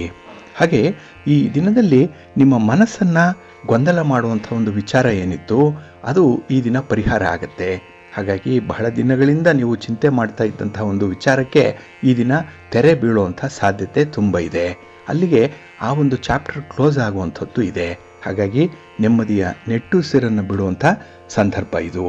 ಇನ್ನು ಈ ದಿನ ಯಾವುದೇ ಒಂದು ವಿಷಯದಲ್ಲಾದರೂ ಕೂಡ ಭಿನ್ನಾಭಿಪ್ರಾಯಗಳು ಬರುತ್ತೆ, ಅಲ್ಲಿ ಒಂದು ಮಾತುಕತೆ ನಡೆಯುತ್ತೆ, ಚರ್ಚೆಗಳು ನಡೆಯುತ್ತೆ ಅಂದರೆ ನೀವು ಸ್ವಲ್ಪ ಸ್ವಯಂ ಸಿದ್ಧರಾಗಿ ಇರಬೇಕಾಗತ್ತೆ. ನಿಮ್ಮ ನಿಲುವು ಏನು ಅನ್ನುವಂಥದ್ದನ್ನು ಸ್ಪಷ್ಟಪಡಿಸಲಿಕ್ಕೆ ಆ ವಿಚಾರದ ಪ್ರಭುತ್ವವನ್ನು ಹೊಂದಿರಬೇಕು, ವಿಚಾರಗಳ ಬಗ್ಗೆ ಪೂರ್ಣ ತಿಳುವಳಿಕೆ ಇರಬೇಕು. ಆಗ ಮಾತ್ರ ನಿಮ್ಮ ಮಾತನ್ನು ಮುಂದುವರಿಸಿ, ಇಲ್ಲಾಂದರೆ ತಟಸ್ಥವಾಗಿರುವಂಥದ್ದೇ ಉತ್ತಮ. ಇನ್ನು ಈ ದಿನ ನಿಮ್ಮ ಮಾತಿಗೆ ಬೆಲೆ ಇದೆ, ತೂಕ ಇದೆ. ಅದಕ್ಕಾಗಿ ಈ ದಿನ ನಿಮ್ಮ ಮಾತು ಏನಿದೆ ಅದೇ ಕಾನೂನಿನಂತೆ ಇರುವಂಥದ್ದು. ಹಾಗಾಗಿನೇ ಈ ದಿನ ನಿಮ್ಮ ಒಂದು ಮಾತು ಹದ ಮೀರದೆ ಇರುವಂಥದ್ದು ಉತ್ತಮ. ಇನ್ನು ಈ ದಿನ ಅನವಶ್ಯಕವಾದಂತಹ ಗೆಳೆತನ ಇರ್ಬೋದು, ಅದರಿಂದ ಸ್ವಲ್ಪ ದೂರ ಇರುವಂಥ ಪ್ರಯತ್ನ ಮಾಡಿ. ಯಾಕೆಂದರೆ ಹಿತಶತ್ರುಗಳೇ ನಿಮಗೆ ಜಾಸ್ತಿ ಇದ್ದಾರೆ. ಅಂಥವರನ್ನು ನಿಧಾನವಾಗಿ, ಒಬ್ಬೊಬ್ಬರನ್ನೇ ಯಾರು ಅಪ್ರಯೋಜಕರಿದ್ದಾರೆ, ಯಾರಿಂದ ನಿಮಗೆ ತೀವ್ರವಾದಂಥ ತೊಂದರೆ ಆಗ್ತಾ ಇದೆ, ಅಂಥವರನ್ನು ದೂರ ಇಡುವಂಥ ಒಂದು ಪ್ರಯತ್ನ ಮಾಡಿ. ಜೊತೆಗೆ ಈ ದಿನ ನಿಮ್ಮ ಆರೋಗ್ಯದ ಕಡೆ ಸ್ವಲ್ಪ ಗಮನ ಇರಲಿ. ನಿಮ್ಮ ಮನೆಯ ದೇವರನ್ನು ಸ್ಮರಣೆ ಮಾಡ್ತಾ ಇರಿ, ಆಂಜನೇಯ ಸ್ತೋತ್ರವನ್ನು ಹೇಳ್ಕೊಳ್ಳಿ, ಹನುಮಾನ್ ಚಾಲೀಸನ್ನು ಹೇಳ್ಕೊಳ್ಳಿ, ಒಳ್ಳೆಯದಾಗತ್ತೆ. ನಿಮ್ಮ ಅದೃಷ್ಟದ ಬಣ್ಣ ಕೇಸರಿ, ಅದೃಷ್ಟದ ದಿಕ್ಕು ಉತ್ತರ ದಿಕ್ಕು, ಅದೃಷ್ಟ ಸಂಖ್ಯೆ 1. ಮೀನರಾಶಿಯವರಿಗೆ ಈ ದಿನ ಕೆಲಸ ಕಾರ್ಯಗಳಲ್ಲಿ ಹೆಚ್ಚು ಆಸಕ್ತಿ ಇರುವಂತಹ ದಿನ. ಇಂಟ್ರೆಸ್ಟ್ ಇದ್ದಕ್ಕಿದ್ದ ಹಾಗೆ ಇರುತ್ತೆ. ವಿಲ್ ಪವರ್ ಚೆನ್ನಾಗಿದೆ, ಕೆಲಸ ಮಾಡಬೇಕು ಅನ್ನುವಂಥ ಉತ್ಸಾಹದ ಜೊತೆಗೆ ಒಂದು ಕಮಿಟ್ಮೆಂಟ್ ಕೂಡ ಇದೆ. ಹಾಗಾಗಿ ಈ ದಿನ ನೀವು ಈಗಾಗಲೇ ಒಪ್ಪಿಕೊಂಡಿರುವಂಥ ಕೆಲಸಗಳನ್ನು ಮಾಡ್ತೀರಿ. ಜೊತೆಗೆ ನಿಮ್ಮ ಕುಟುಂಬ ಸದಸ್ಯರೊಂದಿಗೆ ಕೈ ಜೋಡಿಸುವಂಥದ್ದು ಕೂಡ ಇದೆ. ಒಟ್ಟಾರೆ ಈ ದಿನ ನಿಮ್ಮ ಸಂಕಲ್ಪಿತ ಗುರಿಗಳೇನಿದೆ ಅದು ಬಹಳ ಬೇಗ ಈಡೇರುವಂಥ ಸಾಧ್ಯತೆ ಇದೆ. ಹಾಗೆ ಈ ದಿನ ತುಂಬ ಕಂಫರ್ಟ್ ಝೋನಲ್ಲಿ ಇರುವಂಥವ್ರು, ಅಂದರೆ ಎಲ್ಲ ವಿಧದಲ್ಲೂ ಕೂಡ ನಿಮಗೆ ನ್ಯಾಯ ಸಿಕ್ಕತ್ತೆ, ಜೊತೆಗೆ ಸೌಲಭ್ಯಗಳು ಕೂಡ ಸಿಕ್ಕತ್ತೆ. ಅದನ್ನು ಅನುಭವಿಸುವಂಥ ಯೋಗ ಚೆನ್ನಾಗಿದೆ ಈ ದಿನ. ಇನ್ನು ಈ ದಿನ ಕೆಲವೊಂದು ಕ್ಲಿಷ್ಟ ಸನ್ನಿವೇಶಗಳಿಂದ ಪಾರಾಗಬೇಕು ಅಂತ ಹೇಳಿದ್ರೆ ಹಿರಿಯರ ಸಲಹೆಯನ್ನು ಈ ದಿನ ಪಡ್ಕೊಳ್ಳೇಬೇಕು. ಇನ್ನು ಕೆಲವು ವಿಚಾರಗಳಲ್ಲಿ ನಿಮ್ಮ ಇಚ್ಛೆಗೆ ವಿರುದ್ಧವಾಗಿ ಏನಾದರೂ ನಡೀತಾ ಇದೆ ಅಂದರೆ ಅಲ್ಲಿ ಸ್ವಲ್ಪ ಆತ್ಮಾವಲೋಕನ ಮಾಡಿಕೊಳ್ಳುವಂಥದ್ದು ಉತ್ತಮ. ಇಂಟ್ರಾಸ್ಪೆಕ್ಟ್ ಮಾಡಿಕೊಳ್ಳಿ, ಎಲ್ಲಿ ತಪ್ಪಿತು, ಎಲ್ಲಿ ಎಡವಿದೆ, ಎಲ್ಲಿ ದಾರಿ ಬದಲಾವಣೆ ಆಯಿತು ಅನ್ನುವಂಥ ವಿಚಾರಗಳ ಕಡೆ ಸ್ವಲ್ಪ ಗಮನ ಕೊಟ್ಟು ಸರಿಪಡಿಸಿಕೊಂಡು ಮುಂದುವರಿಯುವಂಥದ್ದು ಜಾಣತನ. ಇನ್ನು ಈ ದಿನ ಸ್ತ್ರೀಯರು ನಿಮ್ಮ ಆರೋಗ್ಯದ ಕಡೆ ಸ್ವಲ್ಪ ಗಮನ ಹರಿಸುವಂಥದ್ದು ಉತ್ತಮ. ಇನ್ನು ಯಾವುದೇ ಒತ್ತಡಕ್ಕೆ ಒಳಗಾಗದೆ ಮನಃಶಾಂತಿಯನ್ನು ಕಾಪಾಡಿಕೊಳ್ಬೇಕು, ಇದು ಬಹಳ ಮುಖ್ಯ. ಏಕೆಂದರೆ ನಿಮಗೆ ಯಾವುದೇ ಸೌಲಭ್ಯಗಳಿಲ್ಲ ಅಂದರೂ ಕೂಡ ಮನಃಶಾಂತಿ ಈ ಸಂದರ್ಭದಲ್ಲಿ ಬೇಕೇ ಬೇಕು. ಅದಕ್ಕೆ ಹೆಚ್ಚು ಗಮನ ಕೊಡುವಂಥ ಅಗತ್ಯತೆ ಇದೆ. ಇನ್ನು ಎಲ್ಲ ವಿಚಾರದಲ್ಲೂ ಕೂಡ ನಿಮ್ಮ ಏಕಾಗ್ರತೆಗೆ ಭಂಗವನ್ನು ತಂದುಕೊಳ್ಬೇಡಿ. ಕಾನ್ಸಂಟ್ರೇಷನ್ ಇರಲಿ, ಸಂಯಮದಿಂದ ಇರಿ, ಸವಿಯಾದ ಮಾತುಗಳನ್ನಾಡಿ, ಎಲ್ಲರನ್ನ ಒಪ್ಪಿಕೊಳ್ಳಿ. ಅಂದರೆ ಎಲ್ಲರನ್ನ ನೀವು ಅಕಾಮಿಡೇಟ್ ಮಾಡಬೇಕು. ಅಂಥ ಒಂದು ವಿಚಾರವನ್ನು ಸ್ವಲ್ಪ ಪ್ರಿಯಾರಿಟಿಯಲ್ಲಿ ಯೋಚನೆ ಮಾಡಿ ಮುಂದುವರಿರಿ, ಒಳ್ಳೆಯದಾಗತ್ತೆ. ನಿಮ್ಮ ಮನೆ ದೇವರನ್ನು ಸ್ಮರಣೆ ಮಾಡ್ತಾ ಇರಿ. ಶ್ರೀರಾಮ ರಕ್ಷಾ ಸ್ತೋತ್ರವನ್ನು ಹೇಳ್ಕೊಳ್ಳಿ, ರಾಮನಾಮ ಜಪ ಮಾಡಿ. ಈ ದಿನ ಒಳ್ಳೆಯದಾಗತ್ತೆ. ನಿಮ್ಮ ಅದೃಷ್ಟದ ಬಣ್ಣ ನೇರಳೆ, ಅದೃಷ್ಟದ ದಿಕ್ಕು ಈಶಾನ್ಯ ದಿಕ್ಕು, ಅದೃಷ್ಟ ಸಂಖ್ಯೆ 1.